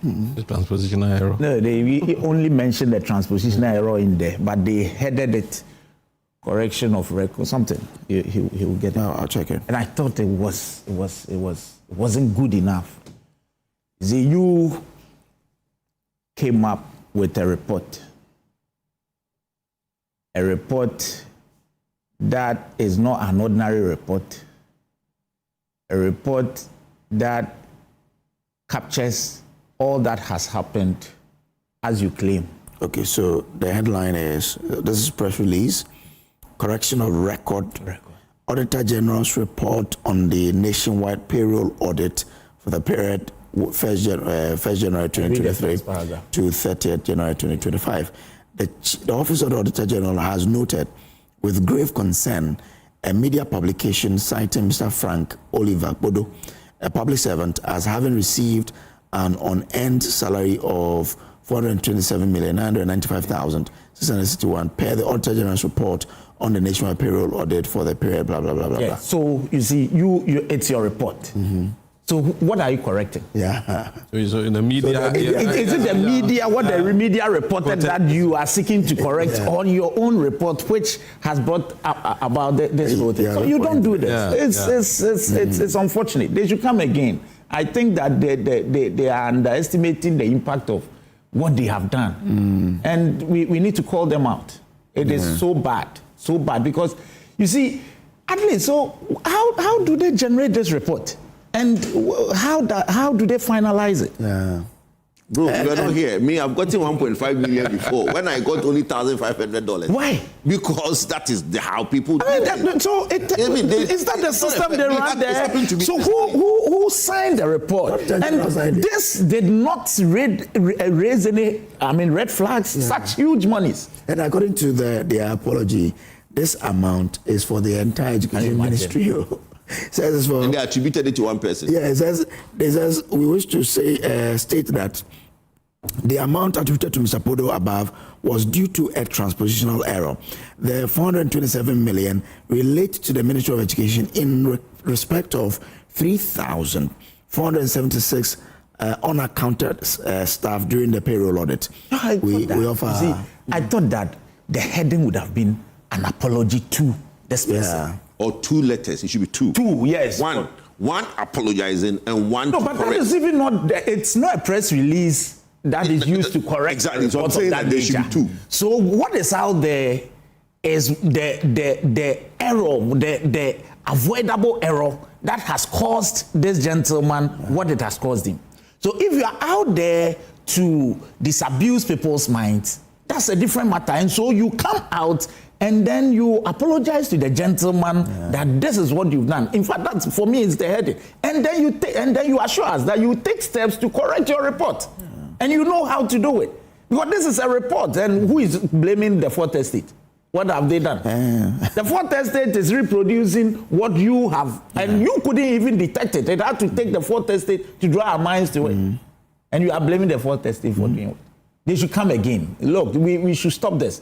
You caused a gentleman this, the family, not everybody is a politician like who wants to be out there. Now his name is all over that he's taking this money, and then you come back to say you are correcting it.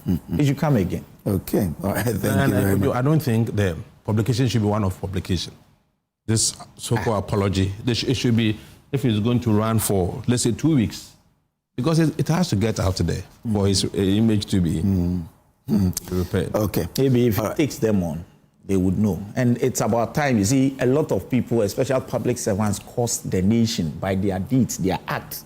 And then because if one is suing, you will sue. The other say maybe the Attorney General and all that. Yeah. And so it's about time. I ever heard that, I think during Godfrey Dame's era, there was this, I don't know whether a legislation or a practice, whatever, where he said that any public officer who's in the line of duty causes the nation to lose any money in terms of suits brought against the state and all that, you'll be made to pay for it.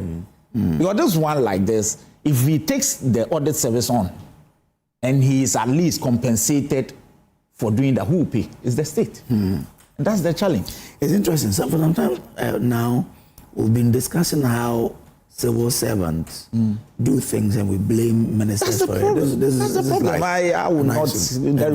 Look, it cannot be justified under any circumstance. It is not an ordinary error. Okay. This is huge. So who signed the final report? And what do you do before you sign? You append your signature on. Okay. Because there's. Oh. All right. Now let's move on to the minority alleging coordinated petitions to perish the OSP. Let me start to you, Kojo. Yeah. Now, why are your members in Parliament saying this is like a coordinated effort to make sure the OSP office is done away with? Me, I honestly don't get it. The minority in Parliament have given their reasons. Look, the OSP is nobody's friend. I don't think it's just the minority in Parliament highlighting the rift between the AG and the OSP. And you know that in the initial phase of this NDC administration, there had been suggestions by individuals how they feel about the OSP. So I think the minority in Parliament was just highlighting that, look, it's an institution that should be given the needed support to do its work, right? But I'm not a fan of the OSP. Okay. I'm not. I've said it on multiple platforms that I petitioned the OSP on $36 million procurement breach from the ECG that they were supposed to look into. They never looked into it. They sent me a letter saying that, oh, they've gotten it, I'll hear from them. Till today, I have never heard from them. But you see, this issue that I don't see where the ambiguity is. And my brother is a lawyer. He would probably help us more than I can probably help myself. If you look at the functions of the mandate of the OSP, right? The 4.2 of the mandate, it says, subject to clause 4 of Article 88 of the Constitution, the office shall, for the purpose of this act, be authorized by the Attorney General to initiate and conduct the prosecution of corrupt and corrupt relation offences. It's very clear. You see, I have always said that the OSP themselves, the lawyers at the Office of the Special Prosecutor, keep misinterpreting the act that empowers them. Because even the function, when they went after some election people, when they said, oh, some people had given money in election cases, I said that the OSP has no mandate. How? Because in the function, you see, if you read the function of the OSP cannot go after a private individual without a public officer. It's in their function. Every time, the only time it says is that Parliament can refer for the sake of public interest, refer a private person to the public. But if you read the functions of it, every time it mentions a private individual or a person of a politically exposed person, it also talks about a public official and a private person. So if a private person is doing his own work, that's why we have the CID and the YOKOs and all those things. They deal with that. OSP cannot, as a businessman, like some people OSP will write to somebody on their taxes. That's not their job. YOKO is there, CID is there. That is why they do those things. I don't see how OSP will write to somebody on their taxes. The law doesn't allow it. If you read and give, and I've always looked, the law is says that everybody interprets it differently. And I think the OSP themselves have been interpreting their own law differently. That is why the AG is now telling them that, look, hold on. Your mandate says that I have to authorize. It says shall. Shall is very clear. I don't know whether it's a blanket authorization or on a case-by-case authorization. That is where, for me, my brother can also help us. You understand? But the section 2, it's in black and white. So look, somebody has come up, the law is there, others have basically looked away. Somebody has come up and said, look, as per the Constitution 88 of the Constitution, I'm the one who is supposed to prosecute. I have to give you authorization. You are doing things that I'm not aware. You have not come to me for these authorizations. Other AGs have basically looked away. But this AG is insisting on the mandate given to him. And I think it's something that we should take very serious. Okay. But Kojo Poku, like I said, I'm not a fan of, because I have always questioned the modus operandi. How does he go after cases? Is it by petition? And is it first in, first out? Because there are cases that, like I said, I petitioned him. He never did anything about it. But there are cases where he's not even been petitioned and he's going after. There are petitions that has come that the minute it comes, he acts on it. What's going on? Okay, all right. Lawyer, you are a lawyer, and then you are also, in a parliament as well. But if you add what has happened since 2025, the attempt to present a bill to do away with the office, and the new judgment that has come, all the people involved, isn't the minority right to then point out with some coordinated effort in that doing away with the office? Not at all. Really? They are completely wrong. I mean, and I do not know why they took this route. It's very unfortunate, to say the least. How do you politicize this matter? As we politicize everything. But they brought some chronology. So let me ask you this. During the Cecilia Dapa whatever days in 2024, the OSP came after her, and it was so much of a news in this country where the government felt uncomfortable. We had some members of MPP who came after the OSP for the way he handled Cecilia Dapa. Then, in the midst of this, a member of the New Patriotic Party, a former parliamentary aspirant, parliamentary candidate, I don't know how to put it, Kenneth Agyeman-Rawlings, filed a suit in the Supreme Court challenging the office of the special prosecutor and calling for that office to be dissolved. Was it MPP as a group and the president, Danko Akufo-Addo, who came together and said that because the OSP was coming after our people, take this matter to court? Is that what we this was a leading member of the MPP who took the matter to the Supreme Court. That's a fact in this country. Look, interestingly, it was on the 11th day of December that particular Agyeman-Rawlings matter and dismissed it. So if you want us to relate, if you want us to, go into, that's why I said, let's not politicize everything. Otherwise, then I can also say that Agyeman-Rawlings went to court because the MPP wasn't happy with him and they wanted that office dissolved, even though they created it. But with the Agyeman-Rawlings issue, yes, was it preceded by some attempt? But you had the attacks. I mean, we've been in this country. The members of the MPP. What led the OSP, the current OSP, to organize that press conference and said Akwa-Anoma and all that? What led to that? We've been in this country. See, let's not go there, because the challenge I have with all these is this: as we speak, there is a rice scandal. That case. Yeah. People are being prosecuted. Yes. We want, if anything untoward happen, we want to recoup the money. These people are now in their houses laughing at us because we seem to now, deject that matter. We don't talk about it again. What we are talking about is procedure. Which procedure for me? It's a simple one. I don't know. It is just a matter of ego. That's why we are where we are. Well, this is no matter. What is the matter? Private people are being arraigned together, private and public. They have been arraigned by the OSP. Politically exposed persons. Politically exposed persons. They are in court. A private lawyer, and let me emphasize that this has nothing to do with the Attorney General, the ruling we are talking about.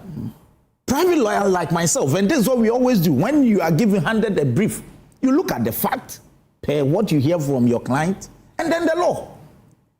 And every smart lawyer will look at the procedure. If he sees anything untoward happening, he would explore that. It's normal with what we do. So a private lawyer explores it, a private lawyer, and I emphasize. So the matter was between that private lawyer and then the OSP.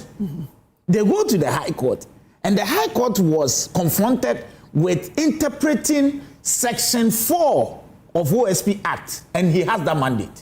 It is the Constitution the High Court cannot interpret. But the Act, he has that mandate. I have a challenge with the way they couch their application. If you look at the Relief B, he said, the Relief B, upon a true and proper interpretation of Article 88, I thought that no, for that particular one, it's the Supreme Court. And so, yes, I disagree with the judge when he assumed jurisdiction and then ruled on that aspect of it. He had the mandate to interpret the act, but he didn't have the mandate to interpret the Constitution. And the way it was couched, it was proper for the Supreme Court, and especially when the Supreme Court was handling it. Another case. So why don't you defer? We've had that, as party Akosua, the Zaneto case, and then all that.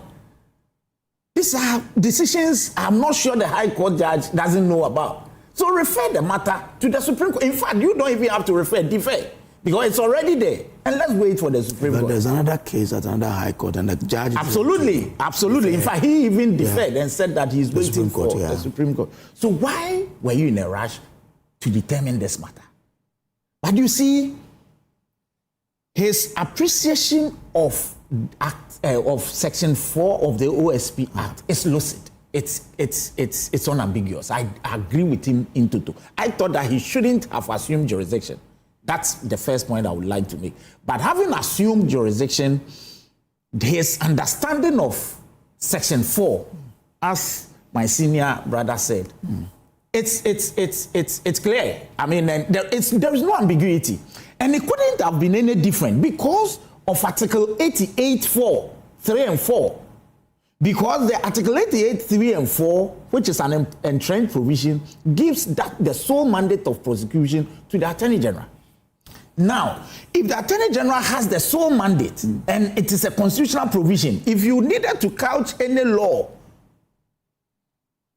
to give somebody a similar mandate, you need not do it in such a way that it conflicts with Article 88.4, especially. And so Parliament, for me, did the right thing. And I see nothing wrong with the Act, the OSP Act, because it said that subject to the Constitution, subject to Article 88.4, you shall be given, authorized by. So there is nothing wrong with it. It's consistent. It didn't say you are hereby authorized. No. But again, people also argue that with the LI that was passed to operationalize the Act, which was indeed signed on by the Attorney General then, Gloria Akufo. Isn't that... Not at all. Because when you look at the LI also gives them, if you have it here, I have read the LI gives them the mandate to solely decide the prosecution. But operationalization of that power is what is in Section 4.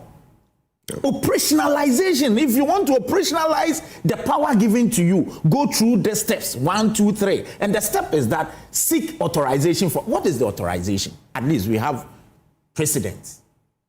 How did the Ghana police earn the authorization to be prosecuting such that the Ghana police in Akwetia, today they are in court.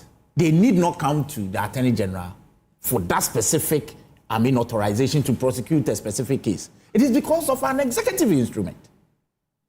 Forestry Commission has it. Senate has it. GRA. So you see, in fact, now MPA, they all have. So just avail yourself, seek that authorization through an executive instrument. So it is not as if the way sometimes I hear people say, so that the Attorney General will decide which matter he should prosecute. And no, that's not it.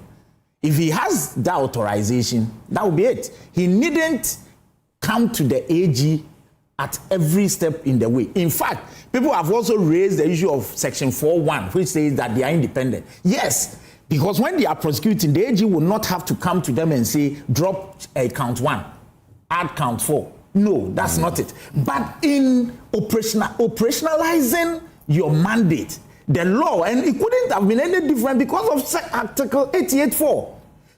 Now the issue is this: if Article 88.4 says that it is the Attorney General only, that is why in prosecuting or in bringing about even the office, it was the Attorney General that nominated or that should nominate the OSP. In fact, when you read, I think Section 13, the Act says that you are supposed to submit your report, prosecution report to the Attorney General.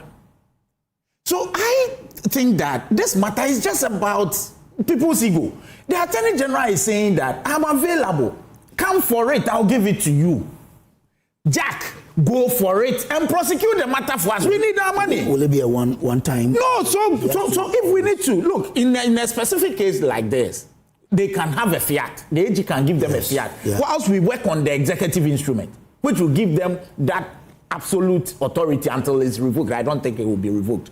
So then they proceed with it. Chief, people have taken our monies. People are engaged in corruption. Let's stop this thing we are doing and go for our money. You are being paid. You are being given resources. We want results. This legal gymnastics, you went to the High Court of the Republic, which High Court was not presided over by myself. Was not presided over by the Attorney General. It wasn't presided over by John Dramani Mahama. It was presided over by a justice of the High Court. But the argument they do also make is that the case in the Supreme Court, for example, the Attorney General seemed to support the applicant. No, I mean, yeah, they've made that. But you see, if you want to make politics out of, that's why I have a problem. Because we were in this country when the speaker was sued in the LGBTQ case. What was the position of Godfrey Dame? He was for, in fact, Godfrey Dame raised, the learned Attorney General raised an issue as to why the speaker could come to court with his own lawyer and that he is the Attorney General. And the Supreme Court ruled that because you don't agree with him and you side with the one who is in court, he should have his own lawyer. And that's why Tadeo Sori was in court. So this is no news. I am saying that, you see, some of these things, I have a problem. Look at the way I've analyzed it. And I also say that the judge acted in excess of his jurisdiction by extending his orders to other courts, that every case the OSP is dealing with it should be taken over. Yeah. I mean, I thought that the judge didn't have that jurisdiction at all. To the extent that you even say that convictions are hereby null and void. Yeah. Come on. You don't constitute yourself as an appellate court over your colleague high courts. Indeed. This ruling, this decision by the high court is not even binding on his colleague high court. So that we can have another high court presented with similar facts who would disagree and say that for him it is inherent in the law, so the OSP can proceed. It can happen. And that is why, in any case, how did you even know that in those other cases he didn't have what do you call the authorization? That was not before you. You were dealing with a specific case. So deal with, because the high court is not a policy court. The high court deals with specific cases. Make your orders for the specific case before you. You don't make orders in other cases that are not before you because you do not know about you. No evidence has been led before you in respect of those cases. And so that is why I disagree with the High Court judge.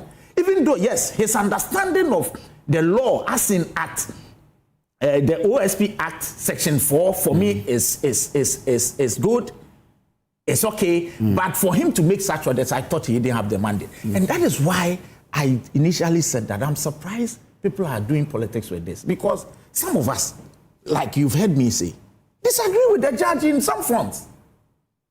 So let's deal with the matter. We can always criticize. Are they wrong to look at the actions that, for example, your leadership took in Parliament last year and add it on to what is happening now? I was in the chamber on that day. When your leadership wanted to file. Before, what happened, what brought about that? A day before. A day before that, they did that.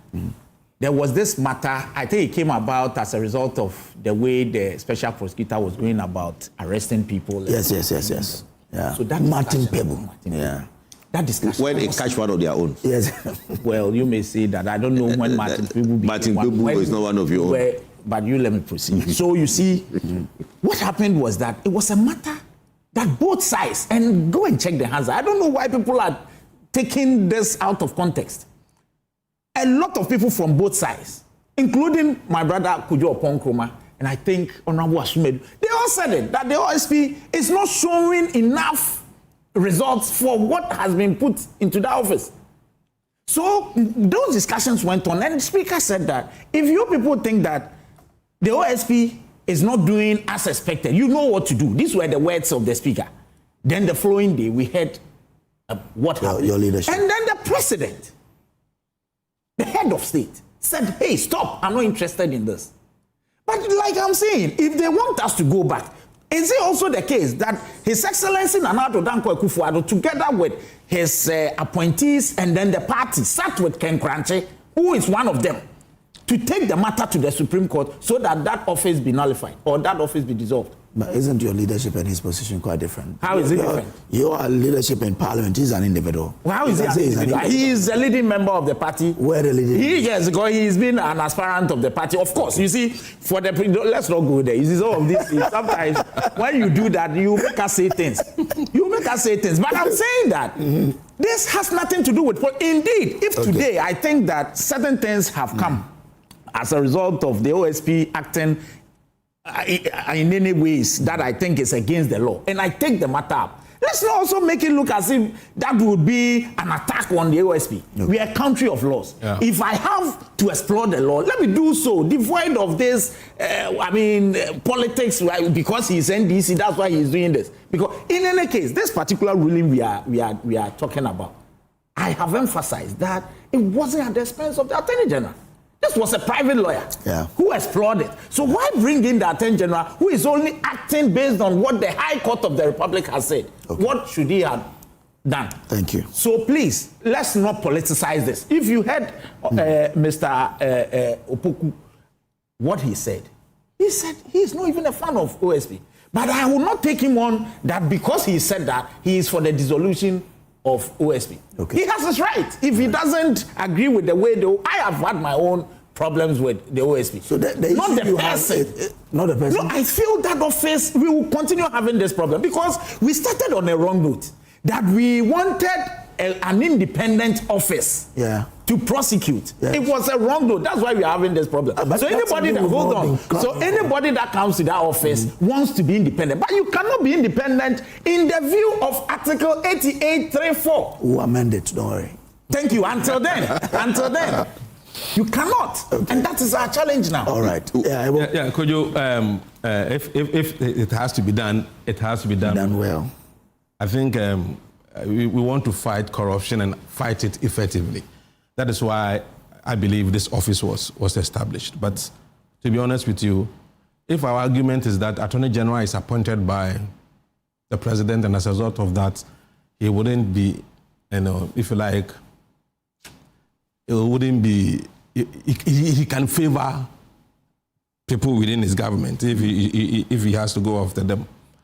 The same can be said about the OSP. OSP is also appointed by the President. It's also appointed by the Attorney General. Yeah, it's also political appointee. But at least we've seen with the two what they've been able to do. They go after members of the government without. So the point is this. The point is this. That's what I said. If you want to do it, let's do it well. Now,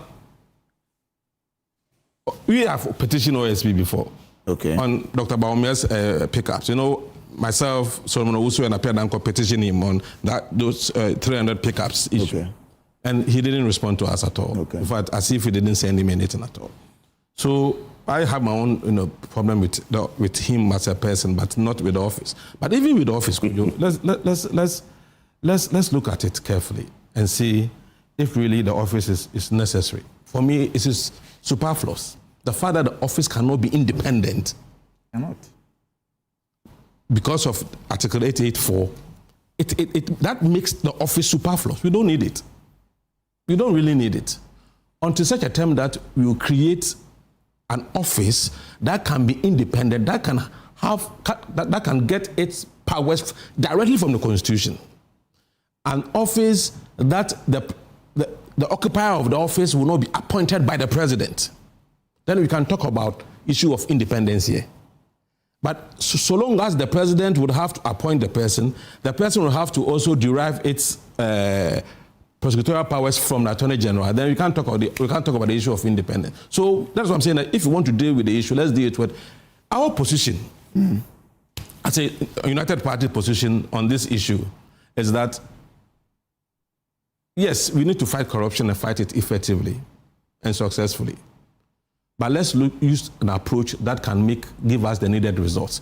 That is why we have prescribed, and if you like, subscribed, that why don't we have an anti-corruption agency, one anti-corruption agency? Why don't you collapse all our anti-corruption agencies institutions into one agency? Have one anti-corruption czar, consolidate all our legislations, all our anti-corruption legislation into one comprehensive legislation, and make sure that the office, or as I mentioned earlier, the occupier of the office is not appointed by the president, so that the person can have the boldness to even go after the president or the attorney general if they do something wrong. They're appointed by who? There could be, but that we propose a second chamber, and we said the second chamber can be responsible for appointing those who will be occupying these independent constitutional bodies. Okay. So that the president will stay off those institutions. That is the way to go. If, I mean, I have read the section 4.2. I'm not a lawyer, but I mean, this is so clear. If you read it said the subject to Article 4, so Clause 4 of Article 88 of the Constitution, the office, referring to the OSP, shall, for the purposes of this Act, be authorized. The phrase "be authorized" there connote express authorization. I don't think it is implied, as some people want to say, that because of that, impliedly, he's been given authorization to conduct or to engage in particular, functions. Okay. So the issue here, the critical issue here to look at, is the way forward. Lawyer said something very profound. What is the way forward? Just apply to Attorney General for that procedural power, because you don't have it you don't have it because it's not been given to you. You can only have what has been given to you. Has it been given any authorization? No, per the Constitution and the Section 4.2 of the Act. So just apply for it. As to whether he said, "I'm ready, I'll give it to you." Yeah, so why the delays? But the question people ask is that why wasn't that an issue in the 7 years that he was operating under because nobody has looked at it. Absolutely. Yeah, that's the thing. Like I said, and the danger is that, you see, it is even better that we've detected this, if you like, that normally at this time. Because can you imagine if cases are traveled 6-7 years, they are about to be. And now a judge is even annulling. Then all the processes will become. Haven't you realize that every time he goes to court, every time he goes to court, he loses? Because he thinks he's a law unto himself. He's not. So the implication here, the lawyer, I mean, I think the implication, what are the cases that he started would have to, would become void ab initio, or they would have to be continued like that. I don't know. The implication, because it's you should just go to the AG. And people have also said, people have said that why the AG should also give. The person who is supposed to receive is saying that I don't need it. I don't have to, because it's implied in my law. How can the AG give? How is it? He should bury the ego and then just go for it and then chase our monies for us. Yes, back and forth. So I've heard 3 politicians. Let me bring in the academia. You heard a lawyer too. Dr. Asante, Doc, where do you stand on this debate? Some say that, well, he has to apply for it. Some say, well, Doc, kindly unmute so we can hear what you're telling us. Yes, it's already open. Okay. I've listened with rapt attention to the submission by the MP lawyer, brilliant ones, and my colleagues there. One thing I glean from this is that, one, there is, let me begin by saying, do we want to fight corruption, and do we want to fight it effectively? Because if the answer is yes, I don't want to know that there is a group, whether right or left, saying that the office must be scrapped or we should do away with the office. If there is something wrong with the office and how it operates, that is how we should work. Work at what? Making sure that the office get to work and do their work, not only professionally, but legally what? Right. So the first question is, do we want to fight corruption? Because I get the feeling that the political actors somehow, when they see the OSP working very effectively, they feel very uncomfortable. I may be wrong, but that's my view. But if we want to fight corruption, and we have also realized that the best way is to have an independent body, independent of what?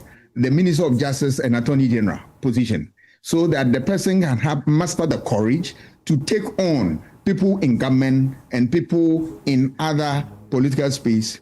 Then it tells you that, look, we are interested in the office and want it to work.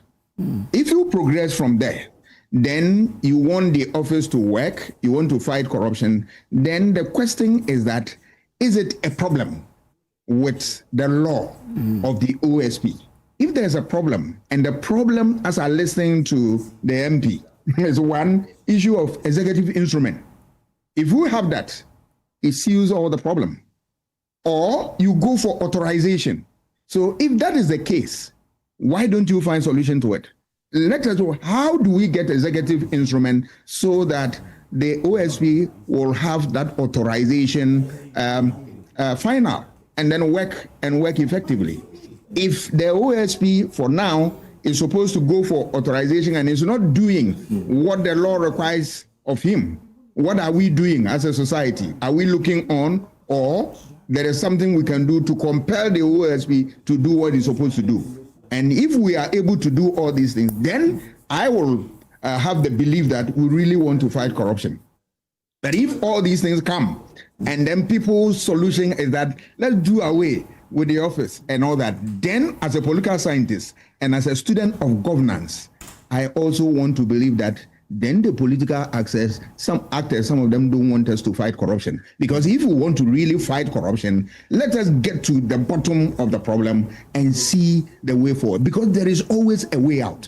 The way out is that get executive instrument that will arm the OSP with this power forever and works, and then or let the OSP go for the authorization. If not, how do we compel the OSP to get the authorization and fight for the cases that are of corrupt nature so that we get the basis right? So the first question is to the political actors is that, do we want to fight corruption?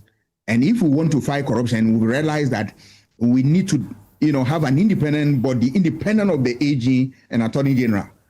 And that person will be able to go after people that they need to go after, irrespective of their political color. Then the best way out is that let us deal with the problem as at now, because I don't think that there is any problem that there is no solution to it. All right, I'm grateful to you. Let's move on to our third topic, and then we can be wrapping up here.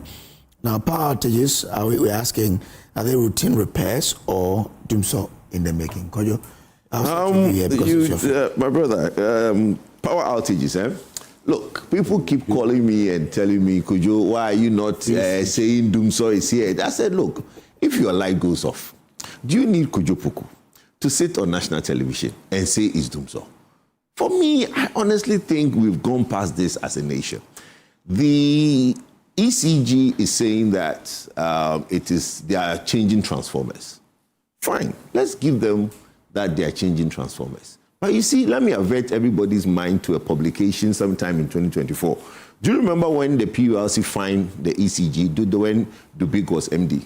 Mohammed Dubik was MD. Kojo, do you remember that case? What was the reason for the outages that PULC now fined ECG? Same exercise, right? ECG came out and said they are changing transformers across the nation. 16th April 2024, PULC fined ECG that they have not given out a timetable for the outages that they are doing as a result of the changing of transformers. Fast forward 2 years down the line, in April again, ECG tells us that they are changing transformers and that's why lights are going off. That's fine. But because you, the institution, you've been fined in the past for not giving timetable, you should know better.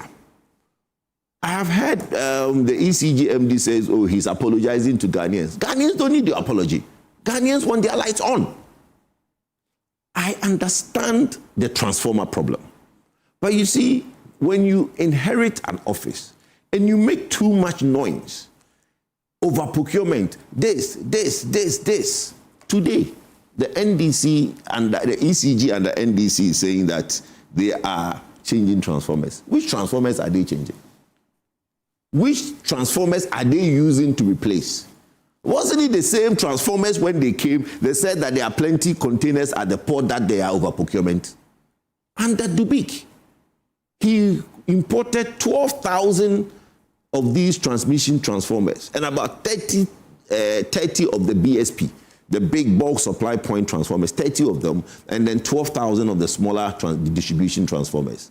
That is what today ECG is using across the country to replace the old transformers. Meanwhile, everybody made it look like the old management of ECG did over procurement, did things that were untoward, and imported things into the country that, what? Today, ECG, the 12,000 transformers that you claim was over procurement is what you are using today.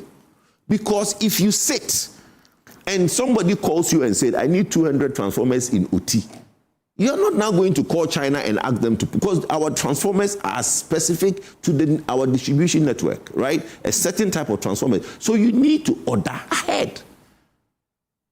When people don't understand these things, they make all sorts of noise and make it look like people sat in ECG and did things that had procurement breaches. You heard people were saying that he should be prosecuted. He didn't go to PPA. He didn't do this. Meanwhile, today, the lights are going off. We are told transformers are being replaced. That's fine. It's a good thing. But what they are not telling the Ghanaians is that the transformers they are using is the one that they came and gave it a bad name that is over procurement. That today, what they are using today to replace. But look, my brother, what can I say? I can't tell Ghanaians that is Doomso, because whether it's Doomso or not, the lights are going off. In my area, I have a problem with my transformer. And every time I call the district engineer, and they will come, they will do something about it. They've told me that they are waiting for new transformers to come. When they come, they will replace it because it's overloaded in that area. East Legon, in a couple of days, my friend has this stabilizer. The whole thing got fried because of, they are saying the transformer overloaded and sent a certain current across, and it destroyed a lot of things. The system has challenges. Unfortunately, when the NDC were in opposition, they would not listen to any of these. Their mantra, but this opposition is not an uninformed opposition. That is why I don't want to run to TV and radio and issue these things, because I know exactly what is going on.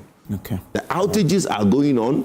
They should tell the people. I've always suggested that one of the things that ECG should do, right, is to have their district managers and regional managers have the local radio stations on sort of like a group.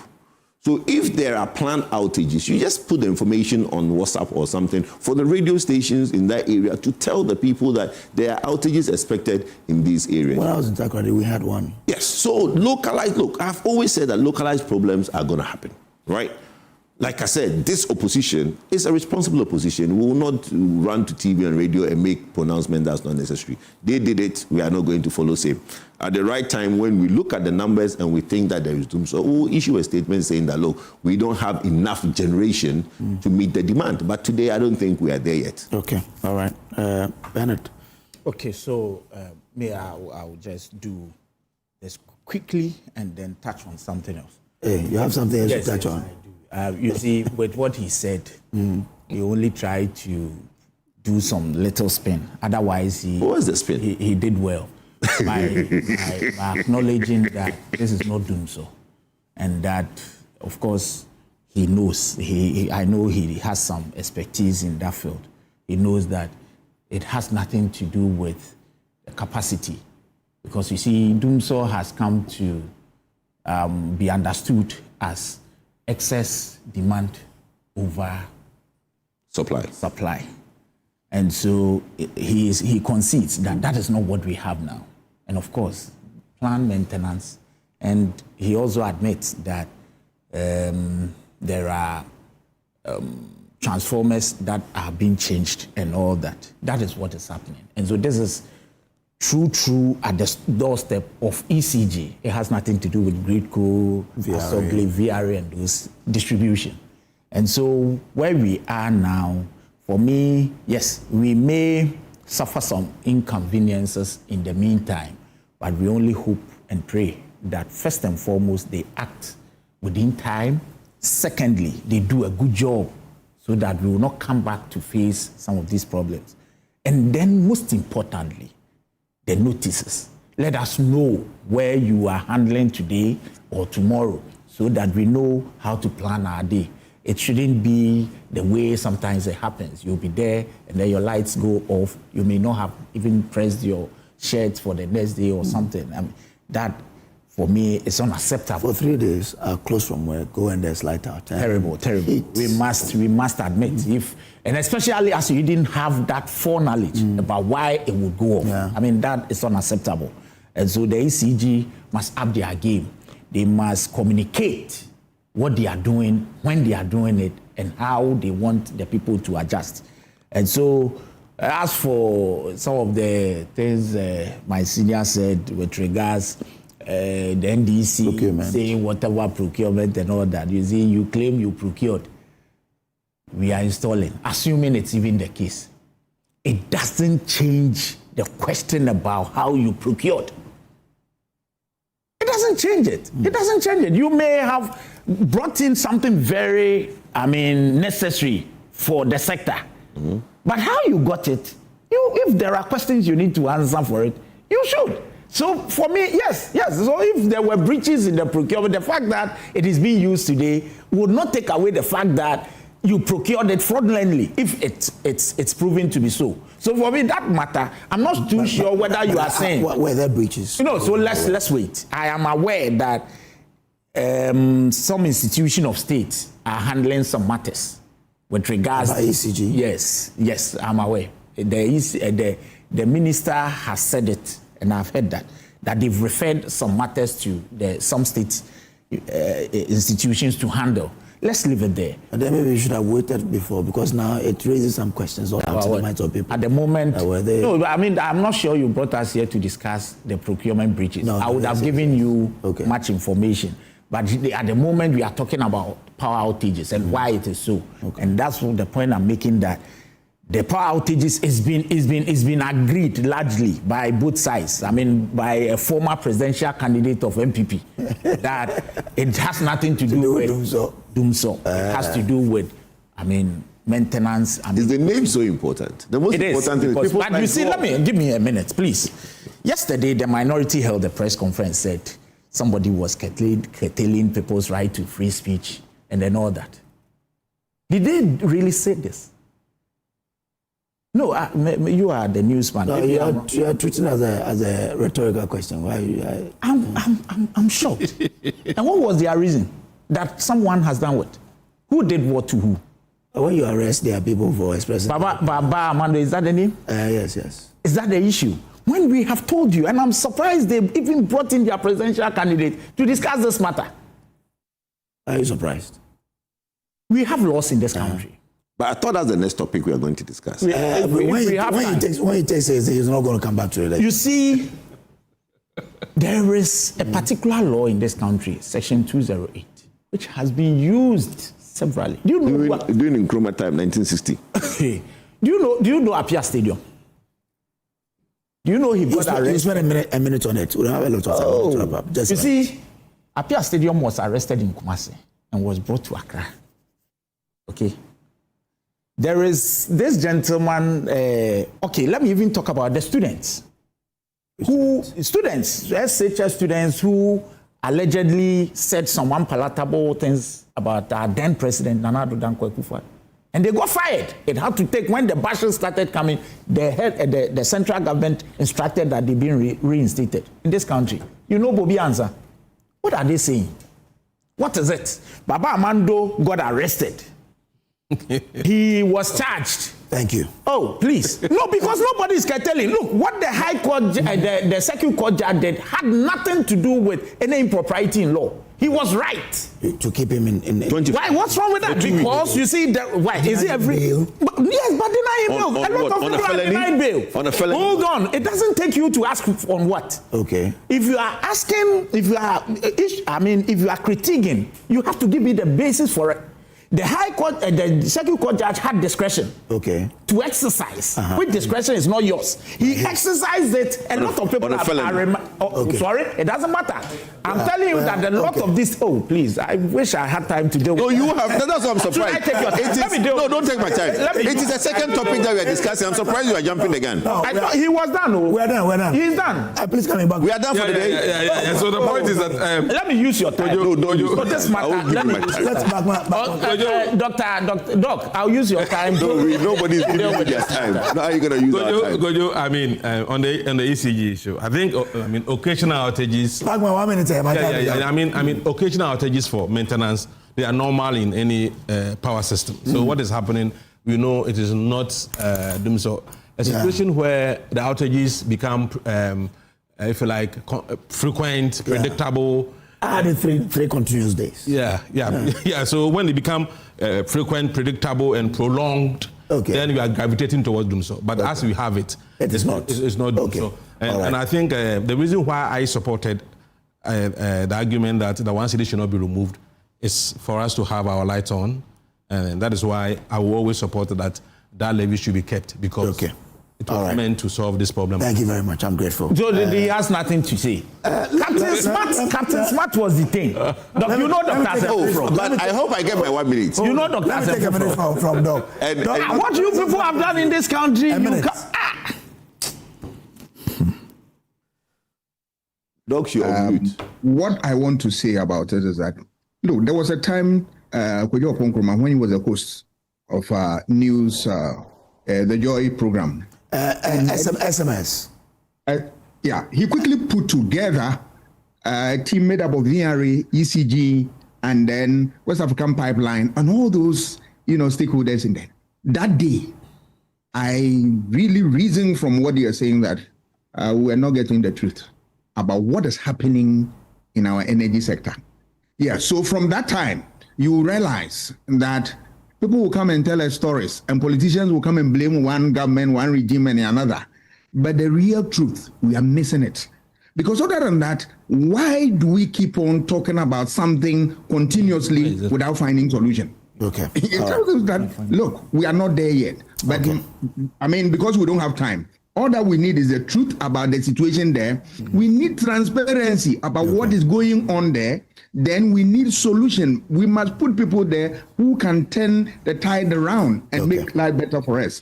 And then the notices we need, and then the politics of that, unnecessary politics, should be deployed. Thank you very much. That's it. Thank you. Dr. Kwame Asante is head of European Studies at University of Ghana. This one says, hold on. This one says, I am surprised that the NDC government, which benefited from the outcomes of the work of the Office of the Special Prosecutor while in opposition, is now taking precipitous steps to dismantle the said office. Reset indeed. The lawyer in court is from the Deputy Attorney General's private chambers. Even more intriguing is the fact that the Attorney General sides with the plaintiff in court. By the way, Kennedy Kuranche is no more a member of the MPP. Stop clenching your straws. Amazing convictions. Much abuse in Takrady. Precipitous steps. Thank you very much. Let me do this birthday. Mrs. Vivian Jacqueline Bona-Enim, Principal, Nursing Officer, and in charge of Admission Ward at Pantai Hospital. Today is your birthday. Happy birthday to you, Mrs. Vivian Jacqueline Bona-Enim. Good morning to you. We'll take a break here. Bernard Bediako is MP for Akotia. Ebo Bakon is Deputy Communications Director for the UP. And Kojo is a member of the NPP's Communications Directorate. Thank you very much, gentlemen. We'll meet again. But up next, we have a special interaction with MP. Someone who has really done a lot for the MPP. Yes, a fantastic organizer, a former organizer of the MPP. Former CEO of the National Lottery Authority. We have an interaction with him, and also MP for Captain. Why didn't we discuss the base? You people are taking the base is a political party that has come to stay. It's not about fighting. It is a political party that has come to stay. Which one?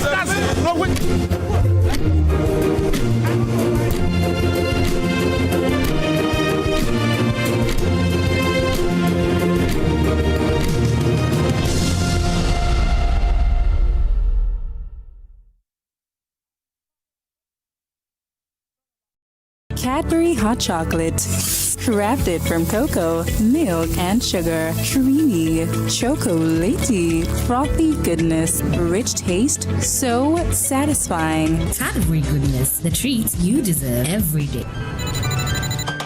Hey! Is your tech holding you back? feeling lost in the maze of outdated gadgets? Relax. Come with me to Comfy Ghana.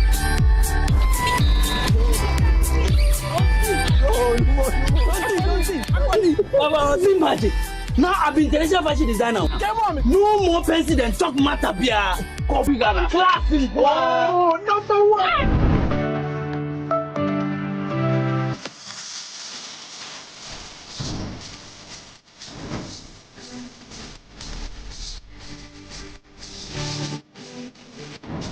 At Comfy Ghana, we don't just sell electronics, we transform your life. From office to home appliances and more, we have everything you need to step into the future. Comfy Ghana, classic one. Comfy Ghana, number one.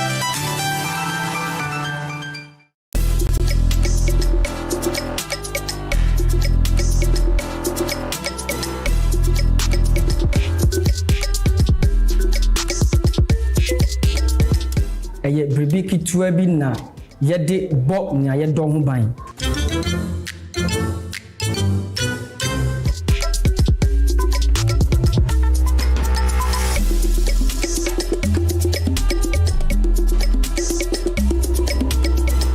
Ohwepa enye dede na emom eni se obenya bre ahweyie ne enioma kitua bi a ye beye no yie. Oja ashwaye she asefreme so mesha me huye de biara. Good conduct, great life is brought to you by Indomie. Tastes great. More Kivo inside. Kivo Gary soaking mix. Taste of Ghana. Hi. Now let me share my wildlife experience with you at Safari Valley Eco Park. Welcome to Safari Valley Eco Park. Our electric shuttle pulled up, and in no time, our tour began. We were surrounded by wildlife from the moment we entered the eco park. We were greeted by experienced tour guides who took us through orientation and how to better enjoy the experience. Watch these animals roam freely in their natural habitat, undisturbed by our presence. We saw zebras, sable antelope, brown cranes, mara, silky chicken, nyalas, Shetland ponies, and so many animals I just couldn't keep up. Our tour guides taught us so much about the wildlife, their behavior, and how to interact with them. I even fed them. We also went fishing on a man-made canal. Then we took a break to have lunch in this serene environment. All this amazing experience for this price for adults, this price for teenagers. It's a bargain. As the sun began to set, it was time to go back home, but not before dinner by the campfire. It's been a thrill of a lifetime, and I can't wait till my next visit. Safari Valley Eco Park, bringing you closer to nature.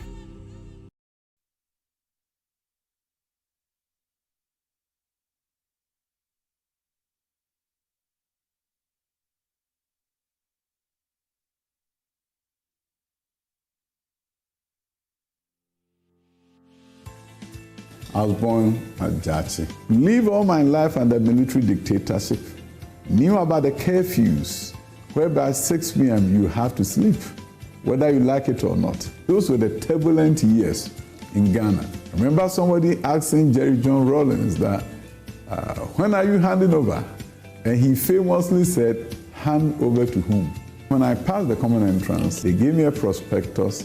Never seen a prospectus before. I was the first in the family to go to secondary school. I had to pay 40 cedis as a deposit, but it was difficult for my father to secure 40 cedis. I used to sell kerosene. I remember a familiar one, a woman close to my house who bought a kerosene, which I still don't think she paid because when I go there, so come the next time, when you go on Friday evening, they say, oh, it's Sabbath. So when it's Sabbath, they don't touch money.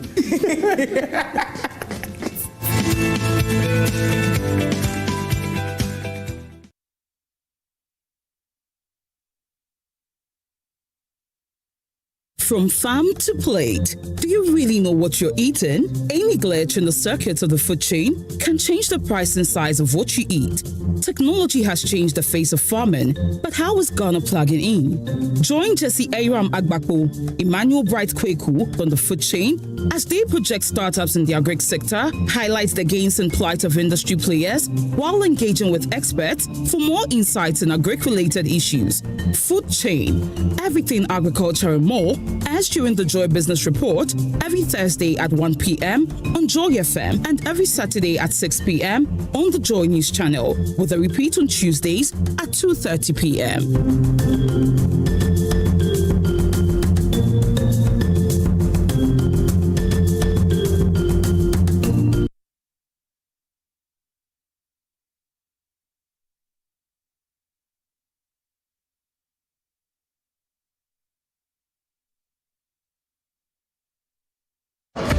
When Ghana faced the devastating no-bed syndrome crisis in 2028, the nation watched in anguish. Patients turned away, lives hanging in the balance. Yet one question lingered. How could a fully built hospital remain empty? As pressure mounted, one man was called to do the impossible, to bring the University of Ghana Medical Center to life. That man is Dr. Darius Kofi-Osei, a leader defined by results, building some of Ghana's most respected healthcare institutions. I was the only person who was parking my car there. There was no car. But now when I get there, I had to beg them to give me a parking space.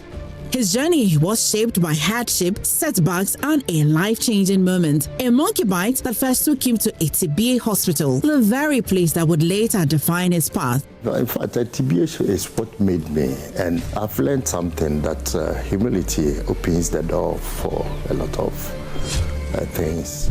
This Friday on PM Personality Profile, Dr. Darius Kofi-Osei tells his story in his own words. Don't miss it. If you must listen to music, what kind of genre will you listen to? Do you know Daddy Lumba? Oh yeah, I know Daddy Lumba. Daddy Lumba. In fact, it was his music that we used for our wedding.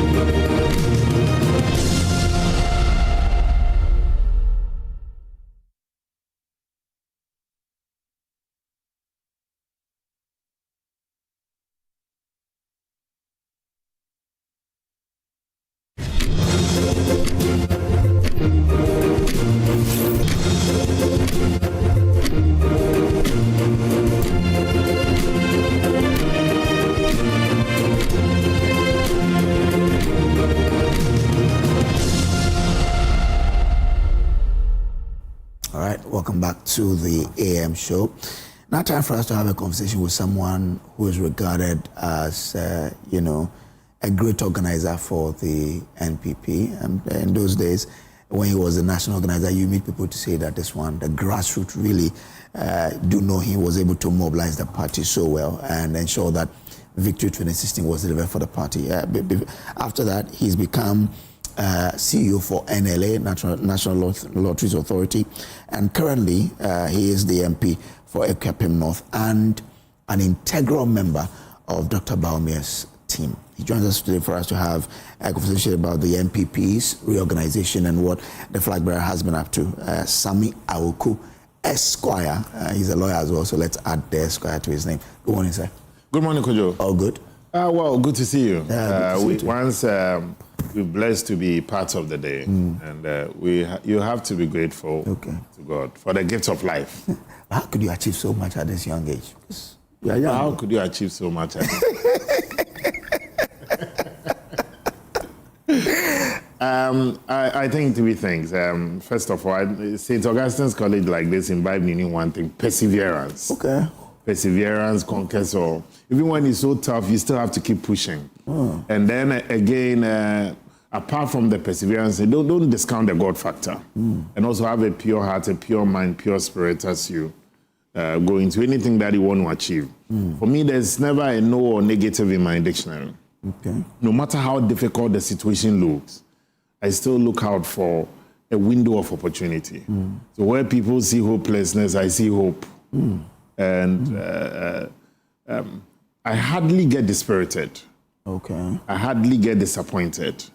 I hardly get disoriented. And I hardly get disenchanted. Okay. All this. Okay. No. You hardly get them. And then in a very chaotic situation, I'm still able to maintain some good level of calmness and positivity, no matter how difficult the situation is. So it hasn't been a bad journey, but it has its own. It's a cocktail. It's been a cocktail. Tragedies and triumphs, success, failures, this, that. And I had the opportunity of learning under the feet of one of the greatest communicators of the NPP, the Honorable Nana Akumia. Akumia inspired me a lot. He made me a great communicator. Okay. After school, after Legon, my first job at the political party level was Deputy Communications Director. And Nana Akumia was our Communications Director. So I served alongside. I was the youngest in the team because I had Yabuabia Samoa, who is a lawyer, and also he had been aide to a vice president. I had Nana Akumia multiple times, member of parliament. And then I had John Buedu, who had been youth leader, national organizer, and not general secretary at that time. He had been youth leader, national organizer. Then I had Perry Kujeto. Perry too was part of the team, a senior brother. And Perry too had seen it all too at the party's comms level. Then I had Olivia Korte, who then later became NCA Deputy Director General. So, but one thing that I did so well was to learn under their feet, learn the ropes. And you needed to have the patience to learn, to listen, and then also be strategic in the decisions that you take. And I love people, so that's one thing about me. I hear a lot of people say that. I love people. They may not make sense. There are some people, they may not make sense when they are talking, but the ability to listen to them, I mean, you can also pick one or two lines from whatever they are saying. Then also having respect for all manner of people. Kojo, look, the reality is that the five fingers are not the same. And I don't discriminate the basis of tribe, religion, economic status, educational background, and all. So I'm able to flow on the street and in the boardroom. Wow. You know, someone calls you angel. When I saw it, I was like, wow. If once you've been a youth leader, if to them you did a good job, they give you all kinds of names. So sometimes I don't know which name is new. You come to my constituency, some of the women in the constituency, they call me a Radeba. But everybody is God's creation. Yes. To these old people, they think that that's their connection to me. There are people who call you Capo, some who call you Commander, Boys Are Bread, this, that. So, Boys Are Bread was that was my campaign slogan in 2014. Okay. When I was running for youth leader. Boys Are Bread. Yes. And, that campaign slogan did not come from me. It came from a party full soldier in Adenta who came to my end one morning. Then, we're deliberating on issues. I was contemplating whether to run for National Youth Organizer and all that. Then he said, Charlie, Wanda, and then they said, because Boys Are Brave. Then I said, this thing you said, Boys Are Brave. I said, yeah, because boys are struggling, boys are, I said, okay. The next day, I decided to post it. Boys Are Brave. Boys Are Brave, ... to test the reaction. Then I had other people commenting saying that girls is wabre. And I said, this thing, I think we can run with it. Yeah. Then along the line, you get to places that I was a communicator. I was Deputy Communications Director at that time. And then you have people then saying, Emefa for swabre, Nkokra for swabre. So it became then a trend. The good news, I had Guru, a musician, that year also singing along that line. Boys Are Brave. So I said, Guru, I'm a politician. You are a musician. We have something in common, the shen at the end. So whilst we run with it, your music, let me run to the slogan. And interesting, I think that year, you also won either the Hip Life Song of the Year or the Song of the Year. And I also won the National Youth Organizer. Wow. So it's been an interesting journey. Then from there, I became National Organizer. Yeah. When you mentioned John Bodo, I was going to say you followed in the steps. Yes. John was youth leader. I became youth leader. He moved on to be organizer. I became organizer. He moved on to secretary. I truncated mine as organizer. He moved to the National Lottery and then Director-General. Yeah. And now I represent the good people of Ekap North. I'm yet to see any MP say the bad people of his constituency. Well, I hope to see a political science student using you as his project. And I'm a student of political science. Oh, okay. Yeah. Okay. I read political science and psychology, combined major at the University of Ghana. Oh, that's why. Then I've also been a student activist. Then also did a short course at GIJ. Okay. The area of PR, advertising and marketing. Okay. Then to GIMPA for public admin. Okay. Then University of Law, where I had my diploma in law, postgraduate diploma in law, LLB, LLM, and then post-call. Wow. Then to Makola to also have my post-call. And so have a lot too. I love the politics and governance. So it's everybody in the path. Okay. And also pursued my master's in international relations in Germany. Hey. So I have a background in international relations and diplomacy. That's a lot. Freie University. You're preparing to be president one day. Oh, now I want to be MP. I beg you. Too much stress. Now. Let me serve my people. And so that is what I've been up to in the space. But I'm able to combine these academic work and also with that of party work, that of governance issues, policy issues. So far, it hasn't been bad. And I'll never forget one thing that I also learned at the Harvard Kennedy School, where I also pursued an executive education in public leadership. And one of my lecturers taught me one thing. He said, leadership is not a team sport. When you are in charge, be seen to be in charge. Okay.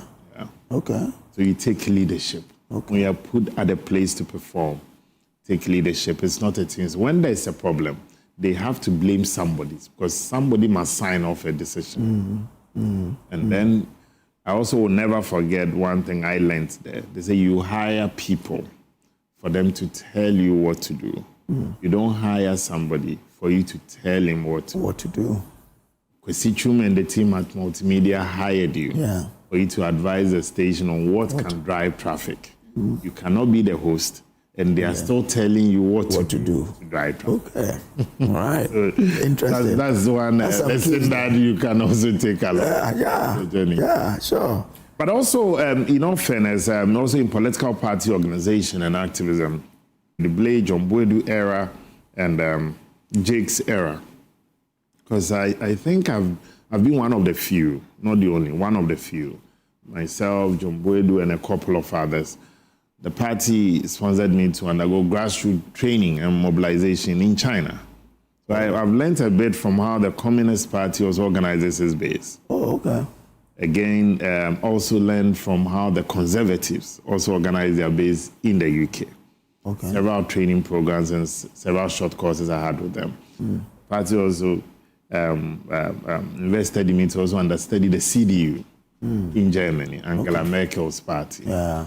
And also with the Republicans. So I have a fair idea on the geopolitics. There's a lot there. Of course. And that is why for me, I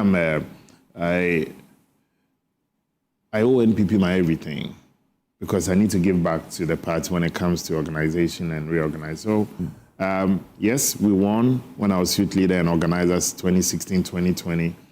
I believe I'm going to put more of my expertise to the disposal of the party and the presidential candidate for the NPP to win again in 2028.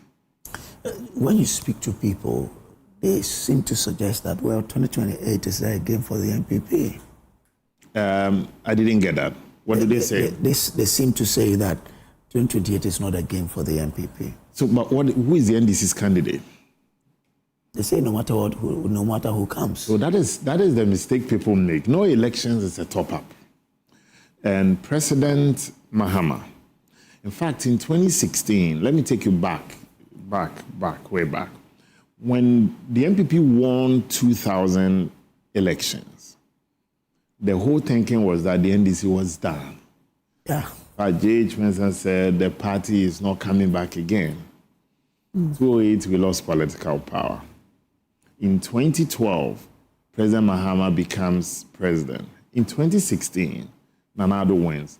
And again in 2012, when the NDC won, they said that the NPP and Nana Addo can never win. And they even said that it is spiritual, it is what. And that happens when politicians are thinking for the people, not vice versa. The people is a social contract, and it is not a spiritual contract. They mandate you to perform a certain duty. When the time is up and they are fortified in their belief that the social contract that they signed with you, you have been unable to deliver, they withdraw that social contract. Yeah. And so I have heard these comments before. And that is why when you said it, I smiled. Because my colleague said same when Mahama lost 2016 and said, oh, John is done. And nobody ever thought that John Mahama was going to come back as president again. Okay. Last year, when the NDC read their first budget, there was spontaneous jubilation in Abosokai, at the harbor, at the port. There's that. A year down the line, Abosokai, put the ballot box there today, and the NDC, I'll be surprised if be able to even get more than 50% of what they had in 2024. Go to the port. You've heard Guta in their tussle with government, but go to Guta's statement last year. That of the freight forwarders, that of the importers. President Mahama, when during the 2024 campaign, said at Amasaman that when he becomes president, the feeding of our senior high school student, he's going to give the money directly to the head teachers to buy the goats, the sheep, the whatever, and all that, and cook for them. A year down the line, we missed it by an inch. Schools were going to be closed down. And I monitored your news items and your commentary on it, even on Top Story, on Newsnight. So reality comes to play when you are on the seat. Yeah. And again, to the promises that the government made to us in 2024 is just a matter of time.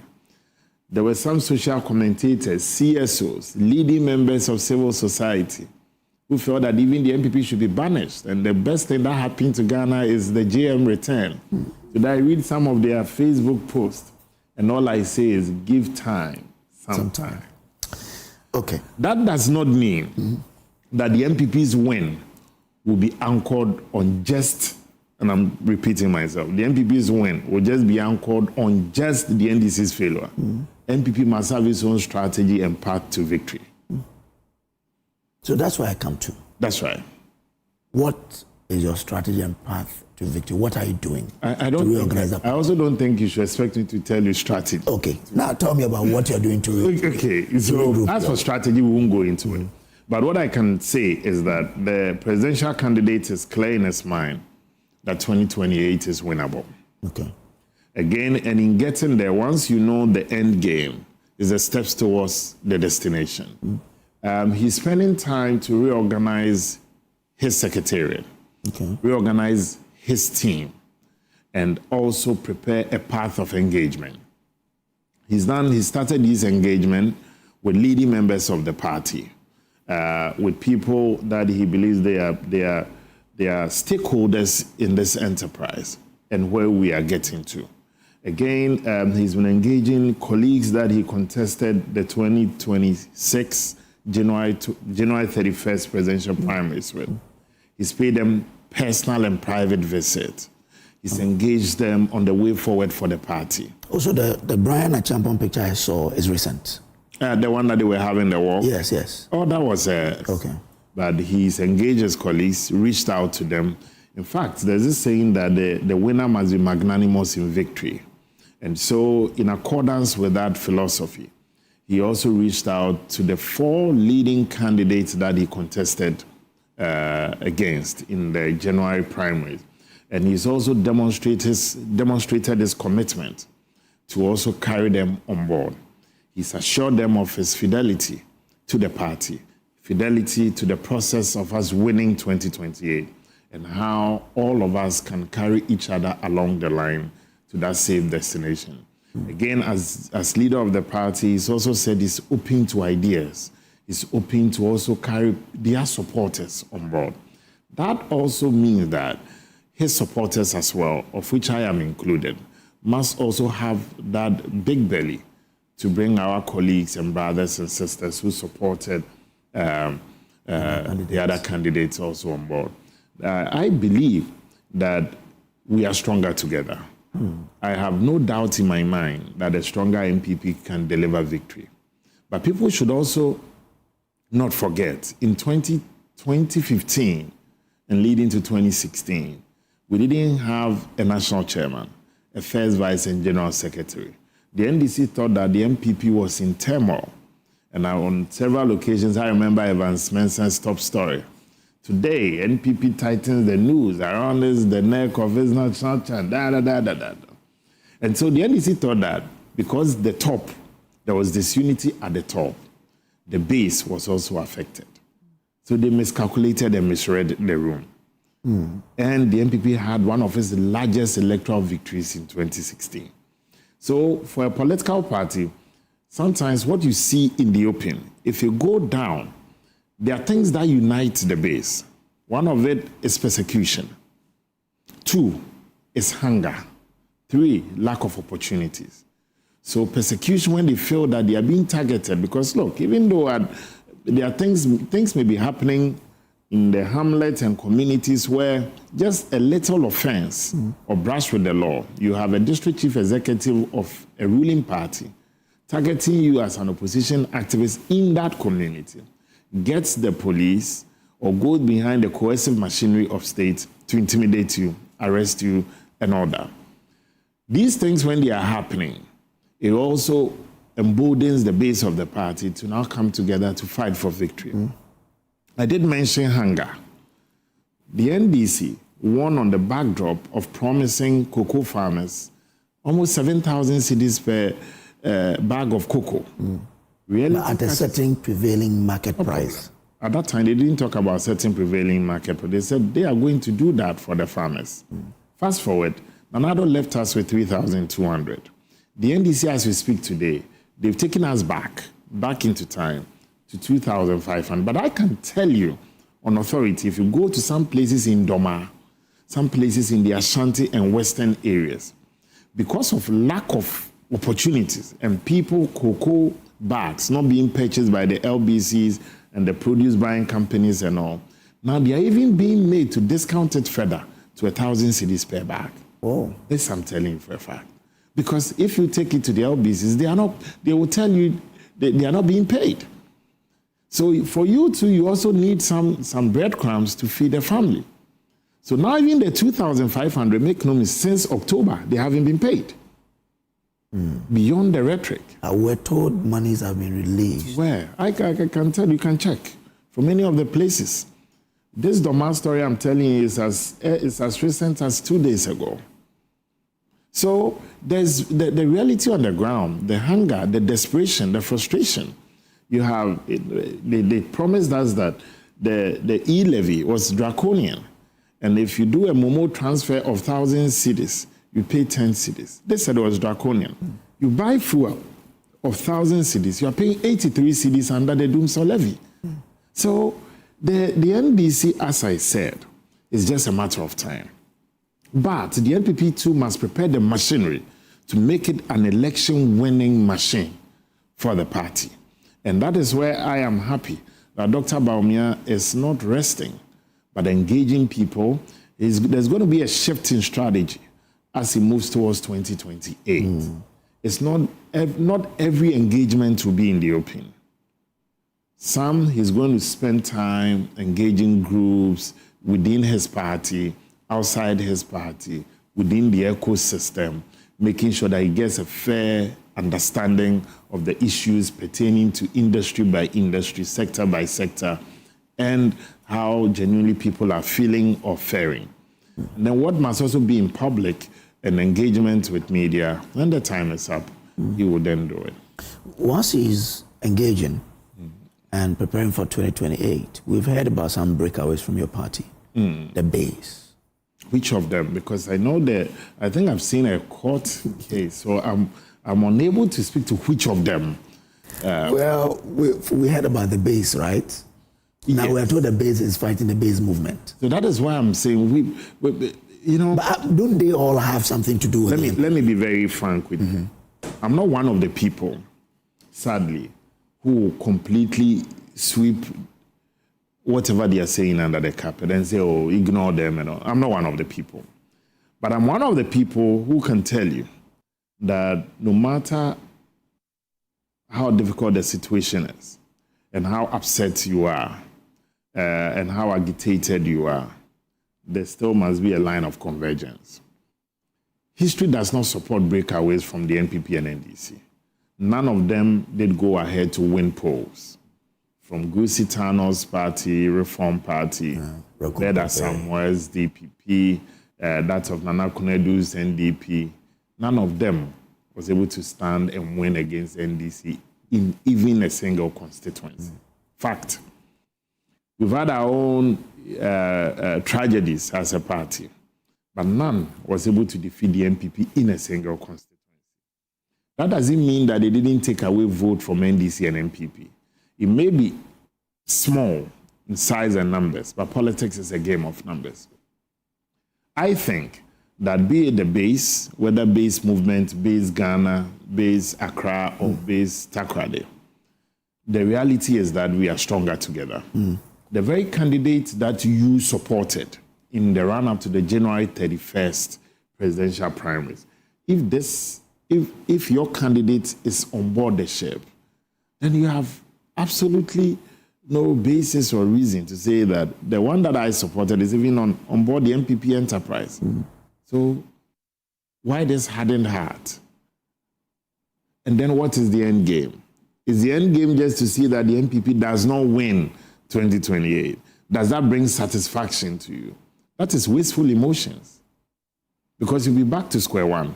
The government that you never wanted it to be in power, the NDC, then you're still giving them a clean pass. And again, take advantage of Dr. Baumia's promise that we're going to have 10 appointments per constituency. Let's say you don't even know Baumia. Let's say you are not a fan of Dr. Baumia. You're a member of the MPP. God being so good and God willing, he's elected President of the Republic. He goes ahead to implement these policies of his. Kojo, over 7,000 appointments by the President. I am sure that you may know one that say, oh, this person, I know him. This person knows me. And so don't follow a hardened heart. Because as I said, you don't need to be friends with Baumia. But his win can be your win. Yeah. And you have somebody who supported J. Akufo maybe throughout the heady days. He was thinking that his blessings and the trickle down of prosperity will be under the Akufo era. Akufo held many people. Unfortunately, you were not a beneficiary of the man that you supported throughout. The one that you didn't support, maybe Akufo-Addo. Akufo-Addo becomes president.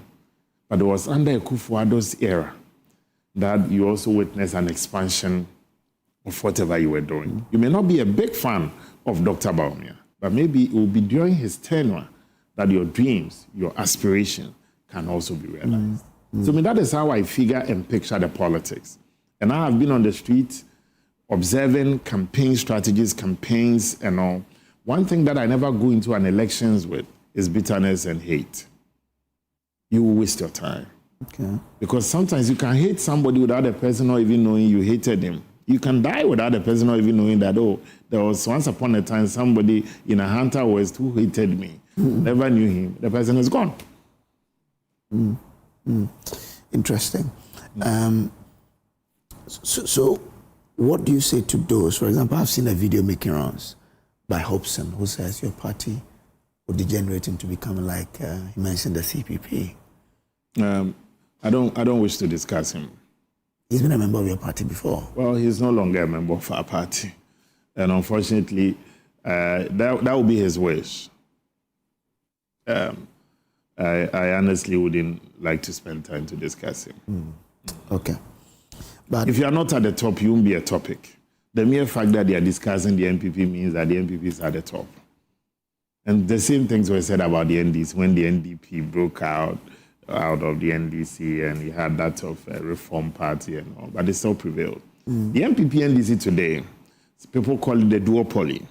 The MPP NDC today, where there are so many parties in the US, the Green, the this, the that, but you still have the dominant forces of the Republicans and the Democrats. In the UK, you have that of Nigel Farage, you have that of the Lib Dems, but you and I know that the two dominant forces there, you have the Conservatives and the Labour. In Ghana today, I am not saying that that is going to be it till end of time. But today, in our times and in our days, it will be an accident in history for any political strategist to tell me that the MPP will cease to exist as a political party by 2028. It's a party with representation in over 40,000 polling stations. And those saying and wishing that the MPP would disintegrate, do they have presence in even 10 or 20 constituencies in Ghana? You mentioned earlier that the president is the flag bearer. Did I say president? Yeah, he's president in waiting. And he's been vice president. And he's president in waiting. Okay. I can tell you that there are many appointees of President Mahama. There are many NDC stalwarts who believe that the NDC will exit in 2028. Okay. Why do they say so? Why do they believe so? Well, you know, John carried the spirit of the party in 2024. And mind you, John Mahama had been on the ballot for 4 times. 2012, 2016, 2020, and 2024. This towering figure, this popular NDC politician, will not be on the ballot in 2028. It's just like the Akufo-Addo one. Nana had been on the ballot 2008, 2012, 2016, and 2020. The MPP's popular politician in contemporary times, Akufo-Addo, exited the ballot in 2024. So we're faced with a new candidate, a new gentleman, a fresh face and all.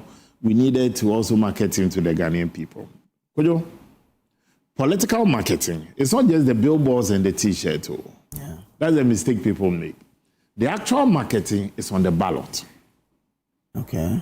Because that is where the social contract is entered into. So forget about the billboards and the T-shirt.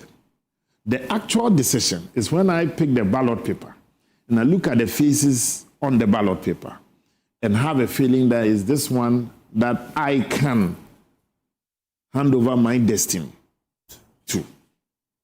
So that is the actual marketing. So they had seen the Akufo-Addo phase from 2008, 2012, 2016, 2020. They had seen Mahama's phase 2012, 2016, 2020, 2024. In 2028, that popular Akufo-Addo will not be on the ballot. That popular Mahama will not be on the ballot. The next phase that they can relate to and feel that this is somebody that, well, he's come to me, well, in 2024, I didn't give him a chance. I want to try this man. And that is the difficulty the NDC is going to have.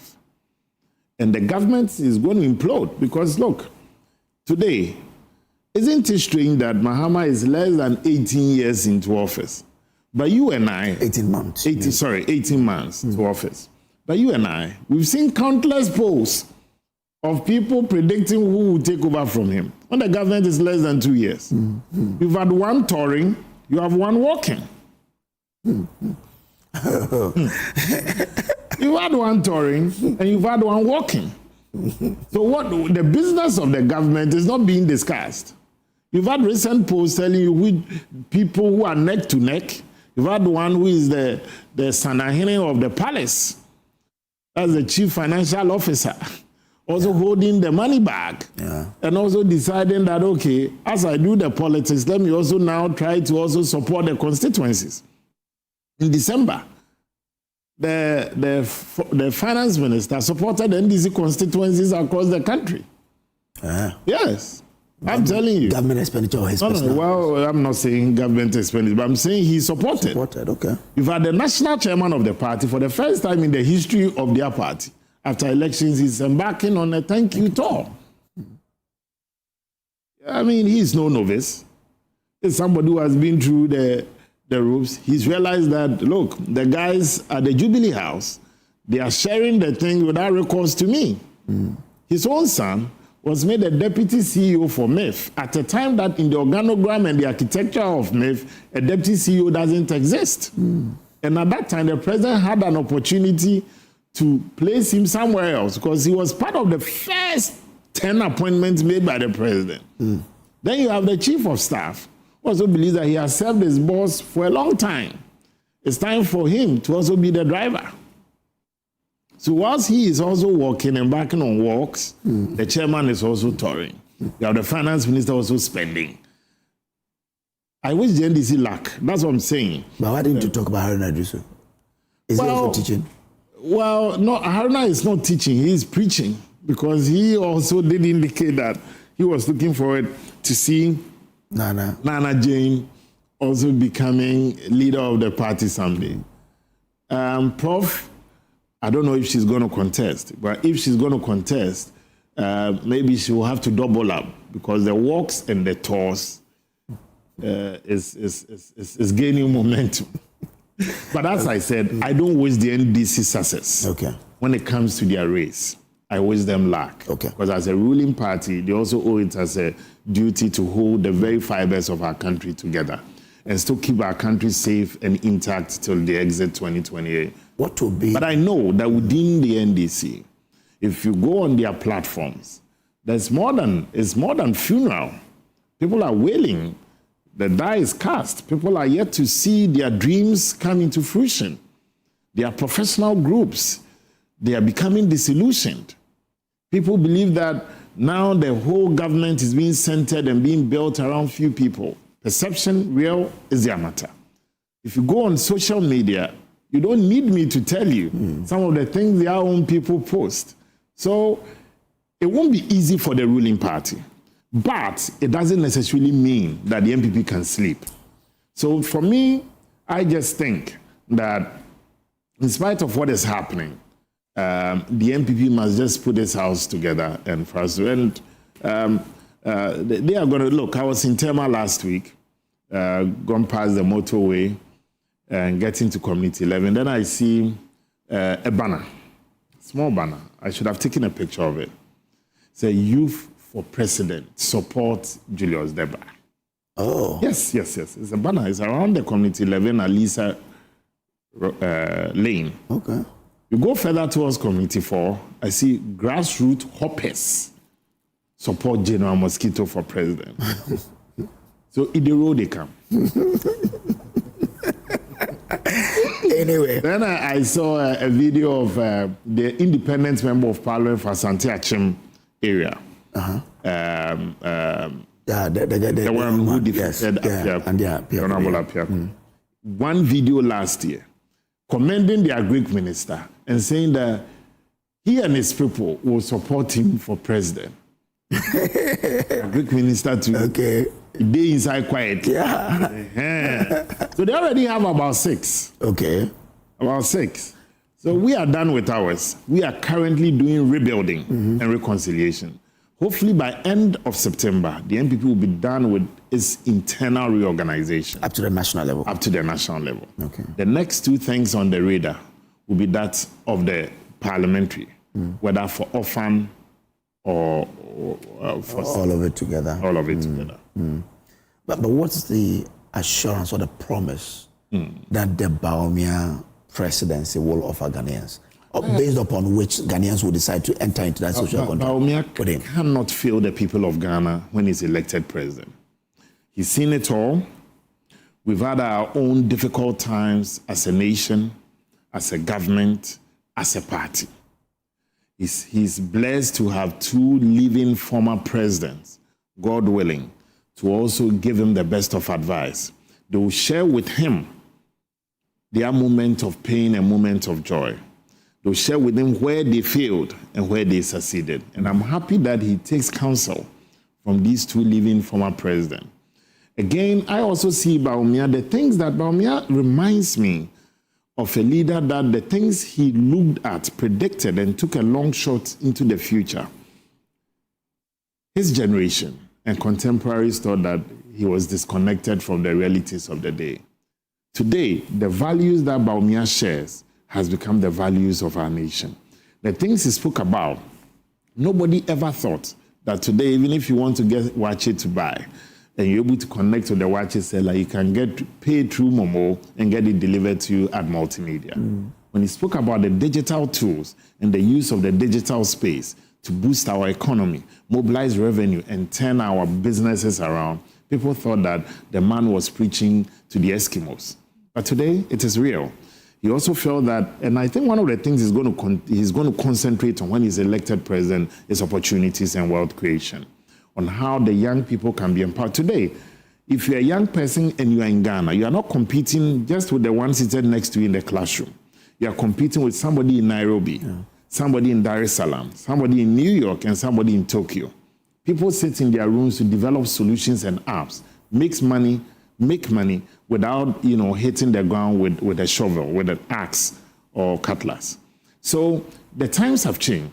Again, he's also looking at creating opportunities for the young people in every sector of our economy. But one of the things that he wants to strengthen is the relationship between government and the private sector. There was one thing he told me, and I'll never forget this. He said, Sammy, I'm not a businessman, and my job is not to compete with a businessman. He said, my job is to create that enabling environment for the businesses to thrive and for them to contribute towards the building of our economy. So once I don't show interest in competing with the business community, it makes you a neutral arbiter to create that enabling environment for them to thrive. And the next one that he's looking at is that, look, we have a youth bout. Our greatest asset will be the youth of our country. The numbers are overwhelming. Today in Greater Accra, the Ghana Statistical Service report, 1 out of 2 young people in Accra is unemployed. That is a very scary situation. And if you look at the age bracket, if you look at the figures, you are sitting on a time bomb. So you need to create that economy for both the informal and the formal sectors. Young people must be able to dream that after school I'll get a job. If I'm not employed by a government agency, I can also create my own opportunity where I use the digital tools, the use of the apps, and also the private sector for them to drive the economy of our country. So he's looking at targeting these areas, creating a great opportunity for businesses to thrive, and we've done it before. And then also the young people of our country seeing it that it is their world and it is their opportunity to also shine, to make ends meet, take care of themselves and their families. And we have a very interesting segment within the youth fraternity, and that is the Gen Zs. Kojo, it's not an easy matter.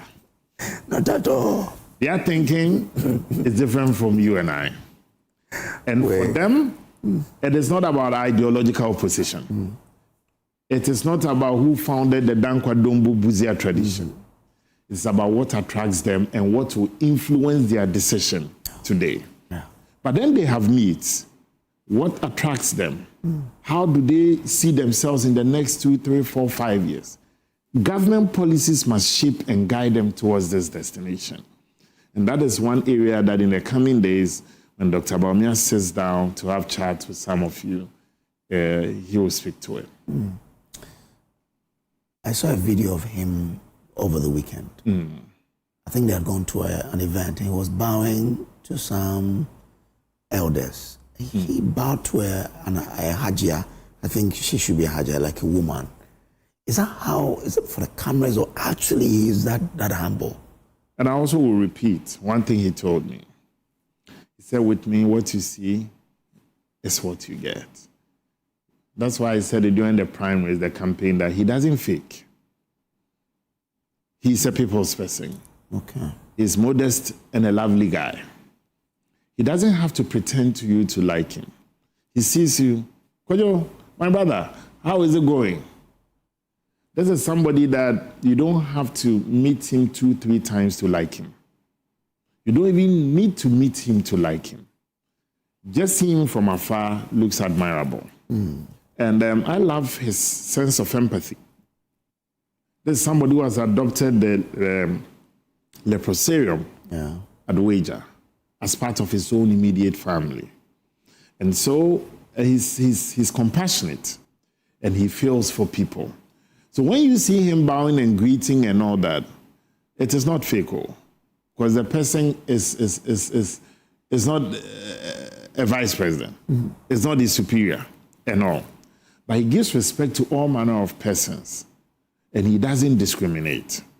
And for him, his thinking is that we can all live together peacefully and coexist together once we all want to get to this destination. And for me, I think that is what has guided him in his politics and in this journey that he is embarking on.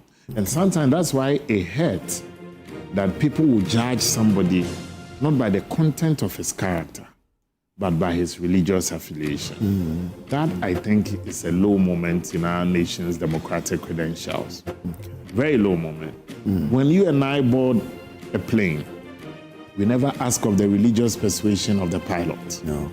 When we are on board a vehicle, we never ask of the religious affiliation of the driver.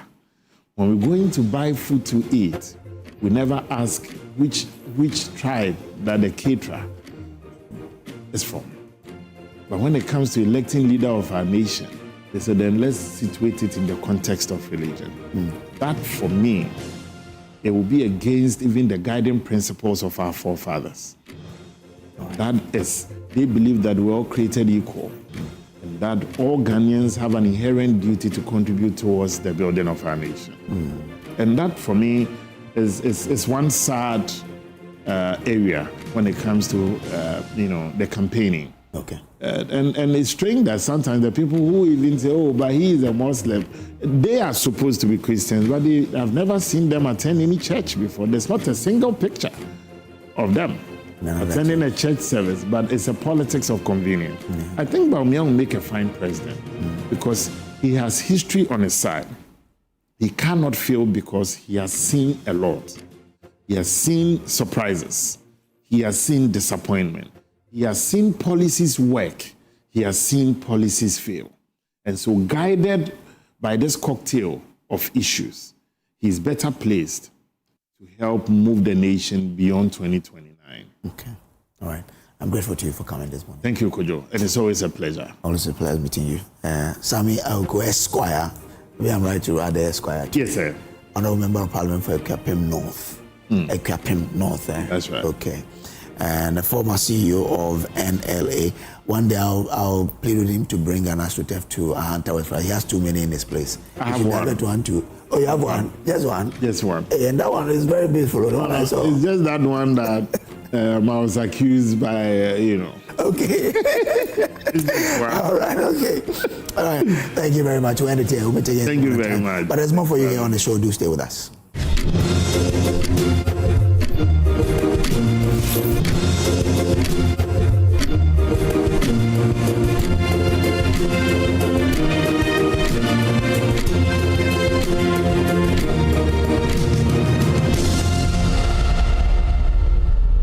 Welcome to Malcolm, where shopping is a musical experience for all generations. Granny's, let's roll it back. Malcolm got now we did for you. Malcolm's got it all for me. Life made so easy, lemon squeezy, shopping made easy. Sometimes money day, sometimes some way out of pocket. Malcolm's easy. The price is right. The price is right. The price is nice. The price is nice. Fresh with the vibes, unbeatable. Do the price they fly. Do the price they fly. Your number one stop shop, number one. Your number one stop shop, Malcolm. Malcolm got now we did for you. Malcolm's got it all for me and you. No matter the generation you belong to, Malcolm is where Ghana shops. Bring back home the experience. Bring home the experience. Hi, now let me share my wildlife experience with you at Safari Valley Eco Park. Welcome to Safari Valley Eco Park. Our electric shuttle pulled up, and in no time, our tour began. We were surrounded by wildlife from the moment we entered the eco park. We were greeted by experienced tour guides who took us through orientation and how to better enjoy the experience. Watch these animals roam freely in their natural habitat undisturbed by our presence. We saw zebras, sable antelope, brown cranes, mara, silky chicken, nyalas, Shetland ponies, and so many animals I just couldn't keep up. Our tour guides taught us so much about the wildlife, their behavior, and how to interact with them. I even fed them. We also went fishing on a man-made canal. Then we took a break to have lunch in this serene environment. All this amazing experience for this price for adults? This price for teenagers. It's a bargain. As the sun began to set, it was time to go back home, but not before dinner by the campfire. It's been a thrill of a lifetime, and I can't wait till my next visit. Safari Valley Eco Park, bringing you closer to nature.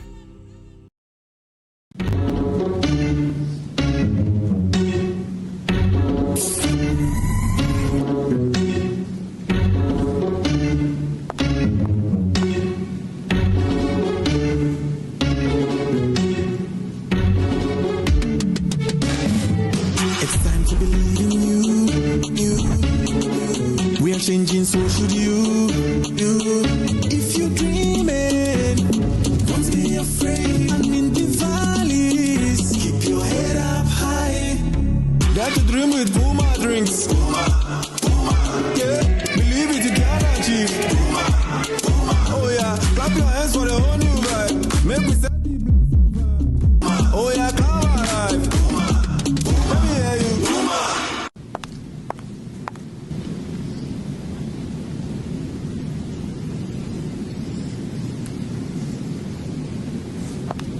Puma drinks, a whole new vibe. Another quality product from Casa Precon. This advert is FDA approved.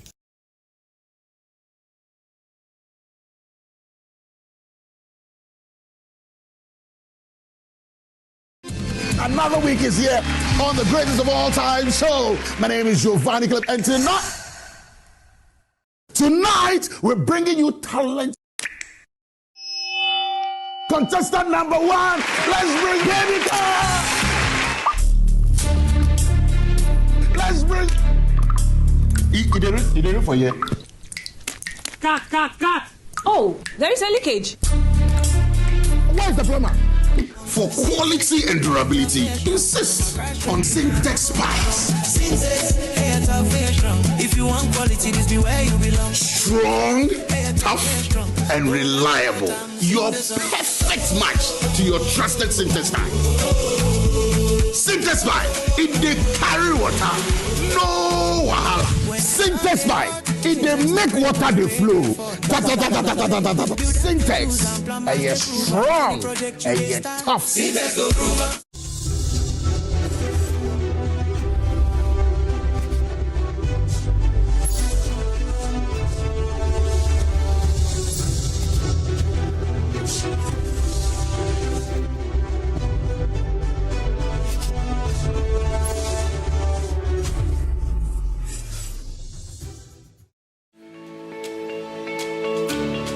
Shield silicone paint repels water, dispels water vapor, is washable, self-cleaning, and durable. Now, you can appreciate how and why Shield silicone paint is super strong and thus able to do what other paints cannot do. Shield silicone paint from Azar Group since 1921.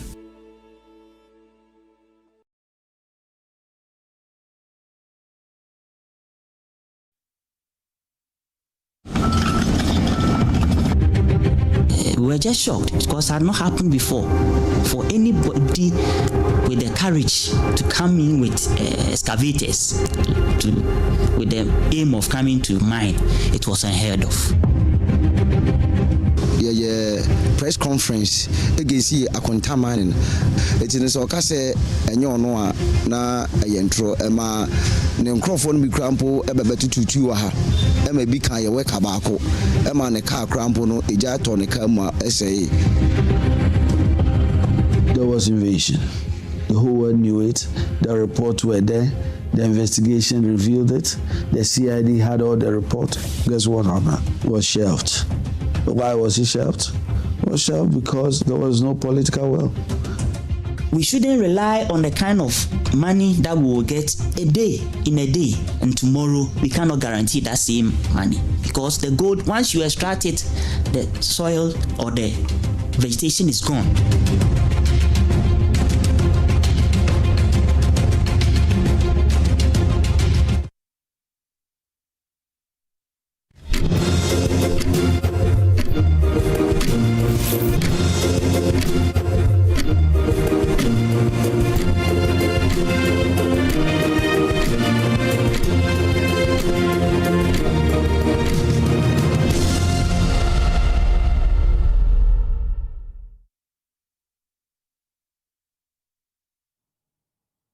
All right, welcome back from the break. Let's talk about national service, right? To know what's happening there, and we've been joined by the Deputy Director-General of the National Service in charge of programs and operations, Lieutenant Colonel Moses Doc Nach Pengu.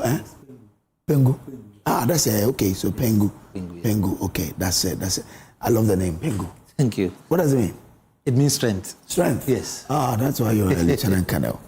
All right. So what's happening at the National Service now? I know you have some farms. Yes. What's the update on that? Yes. So thank you very much, and a very good morning to our viewers and listeners across the country. I bring you warm greetings from the National Service Leadership and Management.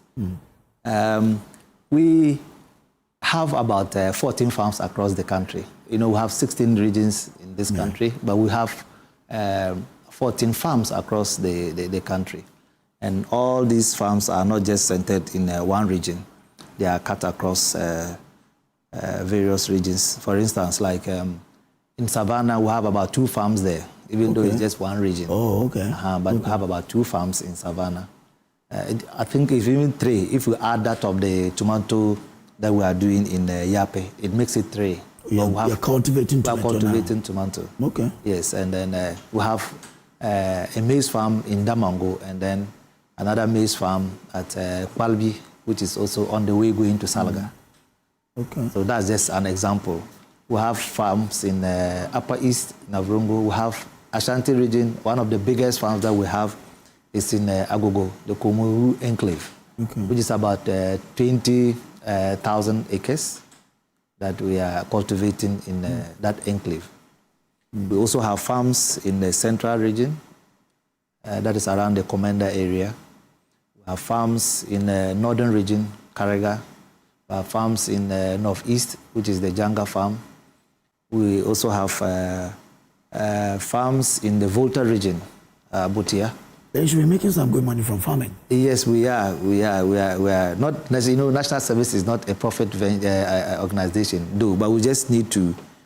We try to bridge the gap in terms of food inflation. You know, we produce, and because we have a poultry farm, the maize that we produce, basically we use it on the farms to feed the birds, and then the others we support some corporate organizations. Okay. Yes. Okay. So, for instance, in Accra here, we have the Papao farm, which is one of the biggest that we have. We're into the the production of 100,000 capacity bed at Papao Farms, which is just located at Hacho, just around the Legon bypass. It's not too far away from here. And then we have 20,000 layers that give us eggs, and then 25,000 of broilers that is produced on the farm. 20,000 broilers. 25,000 broilers. Broilers, yes. And the interesting part of it is that we produce our own feed for these birds on the farm. Okay. And the eggs that we sell on the farm is just 50 cedis per crate. You can't get it anywhere apart from National Service. And the live birds, one goes for 100 cedis, and the dressed bird, hygienically dressed, goes for 120 cedis. And these are read by the personnel? Yes, these are. And you see, that particular farm is a demonstration farm. And when we talk of demonstration farm, it's an avenue that we train young people with skill for them to get entrepreneurial skills, so that by the time you are done with your national service, at least you have your own skill that you can rely on, not necessarily trying to go into government or subvented areas. No, but at least when you have a skill, it can augment whatever you are doing. I always tell people that most prominent people in this country are farmers. For instance, His Excellency the President John Mahama is a farmer. Yeah. So who am I if I'm a young man growing and I think that I can diversify into farming whilst I still keep my job? I don't think it takes anything away from me. I think many young people too don't know that there's real cash in farming. Yes. Yeah. It is just in Ghana, but you know, some other countries, farmers are the rich people. If you take Australia, US, and some places, most of the big guys are farmers. Yes, even though it is capital intensive, it is how you do it.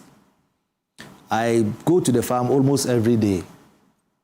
And the way I'm dressed, I always tell people that you can do executive farming, not necessarily the colloquial way of doing farming by a hoe and a cutlass, not necessarily. Once you have all the equipment and input and the know-how and the technology, I think you are good to go. Good to go. You can do well in farming. Farming is good, I can assure you. Oh, yes. I know two of my bosses, Roland Quay and Mr. Korte. Okay. Solid people. Yeah. They've built their life through farming. Through farming. And if you see them today, the way their lives are, you will be motivated to go into farming. Yes. I mean, my colleague, Martin Nate, he's built solid businesses in farming. And he's okay. Yeah. I mean, when you see them, they motivate you that farming is not like we used to know. Yes, exactly. Where you thought that was for the poor man. Today, farming is for the rich man. Yeah, it's for rich man. And it makes people rich. Yes. So young people watching us today. Yes, you go in. If you go to the Papao farm, you'll be amazed. Some people, even, I'm sure you've driven through that road, but you don't even know that it's a farm. Okay. And we have about 23 pens that houses these birds.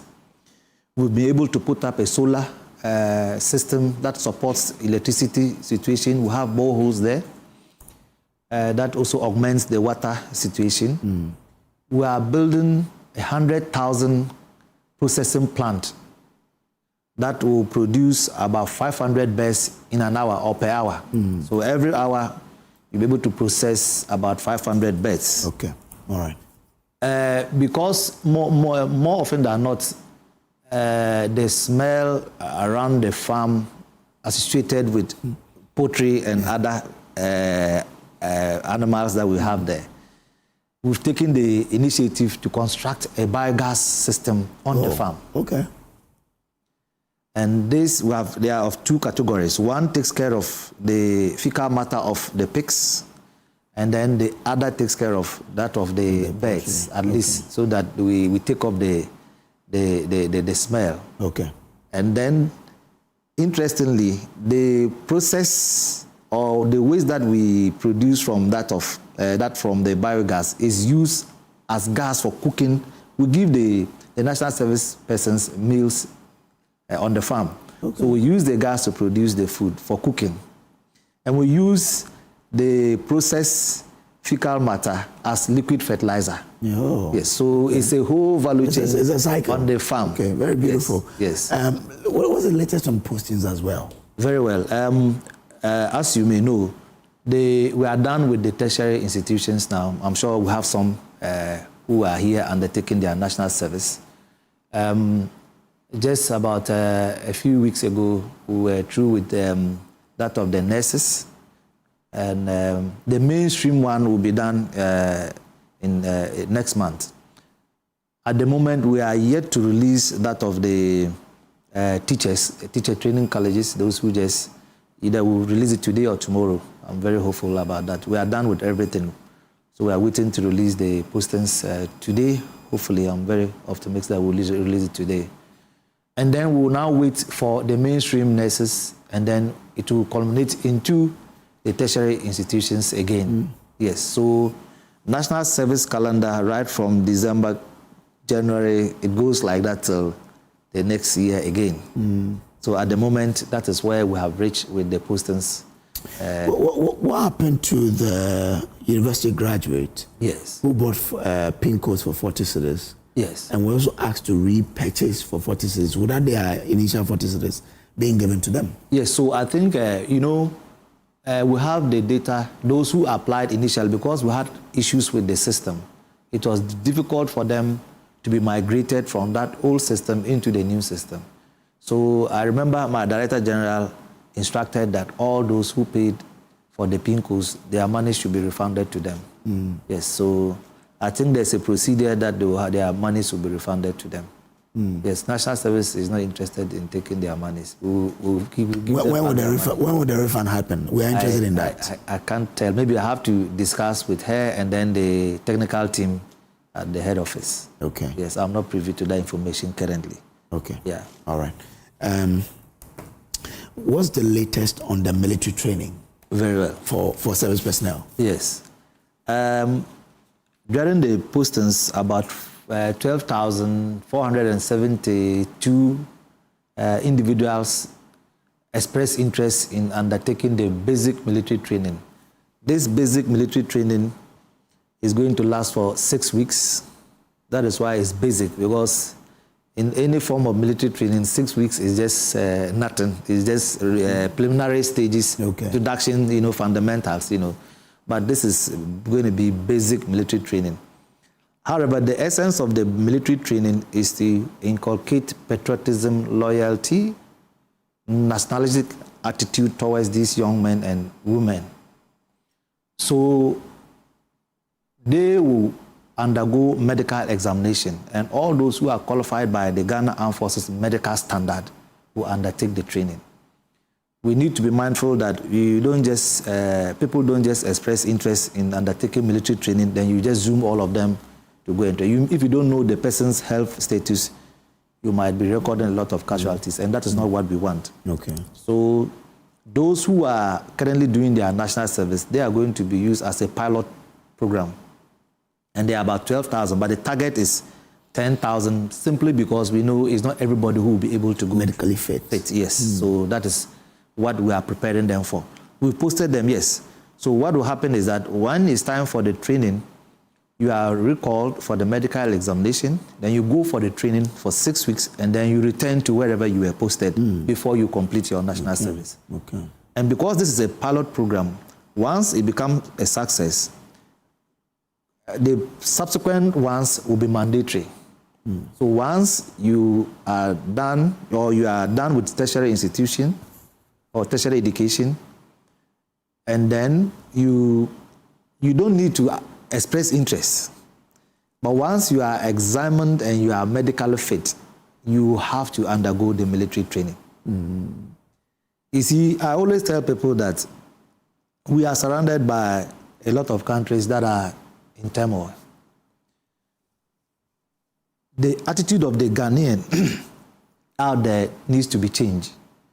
Look, if you take a country like Israel, and even if you come to Africa, South Sudan and some other, Norway and some other countries, every person walking on the street is a military person. In Israel, if you are a lady, you do national service in the military for 1 year.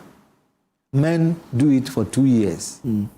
The same thing applies to Egypt. You understand? Why do they do that? You and I know very well. If I drop this phone on the street or in front of Joy News, I can tell in the next 2-3 minutes you will not see this phone there. Somebody will pick it. It will never happen in Israel. If they see a phone or anything unusual somewhere, they will report, first of all. I found an unusual phone. Yes, that there is something lying there. Because it could be an IED, improvised explosive device. This, your pen, can be an improvised explosive device lying somewhere that as soon as you touch it, it detonates. What happens? But because you have that mindset that it is not anything that you see on the street that you have to touch, they will report, and then the bomb squad will come, assess it, and if it's a bomb, then they take it or they detonate it. All right. So this is the mindset that the president has, that we need to ensure that everybody should or must have that basic military concept of thinking. So that at the end of the day, we are not praying for anything to happen, but if anything happens, you and I, when they call you, you know what to do at the right time. All right. And I think it's a good concept. Okay. Yes. Reason I'm grateful to you for passing through the show. Thank you. And I wish you all the best. Thank you very much. In your position. Lieutenant Colonel Moses Doc Natch. Yes, Doc Natch. Doc Natch. Yes. Pengu. Thank you very much. Grateful to you for coming. This one says, Super Mighty Earth Day to Gameli Mensah, Vice Principal, Academics of the Applied Technology Institute in East Legon. May all the line fall beautifully in place as you chalk another year. It is hugs and loads of love from the Mensah, Jakuma, Oko, Mallet, Uwagba, Akwe, and Bonnie families, and all we love you bigly. And this is coming from my friend in Takrady, Kwame Malcolm, to his senior brother, Gameli Mensah, Vice Principal, Academics, Applied Technology Institute, East Legon. Happy birthday to you. Now, yesterday, okay, so we wish happy birthday to you, Oba. Oh, Oba! Oba, today's your birthday, Oba, wherever you are. Enjoy your day. Oh, I miss you loads. You know how I loved you. Oh, how I love you. You and Loretta were one heck of people for me when I came in. Wherever you are, Oba, happy birthday to you. Thanks for your humanity. And yesterday was the birthday of a senior brother of mine, Ebenezer Asian, a former assembly member for Abuade electoral area in Ahanta West. Ebenezer, you're on your way to becoming a lawyer. All the best to you. Almane ne de wa oda nyamna maze yiro dia edunwan no na ye okezire Ebenezer Asian ma wa Abuade mijina abusoma bajano ni abera ma wa anda dole manzine no mi say awoda baba be ma hole manu almane nyamna maze hozula na yiro na ye okezire. This is how we wrap up the show today. We have a date, God willing, tomorrow. On behalf of the team, I say thank you for being a party to it. We'll meet again, God willing, tomorrow. But my regards also to Pretty Blessings Educational Complex in Bogoso. All the best to you. Good morning. We'll meet again, God willing, tomorrow.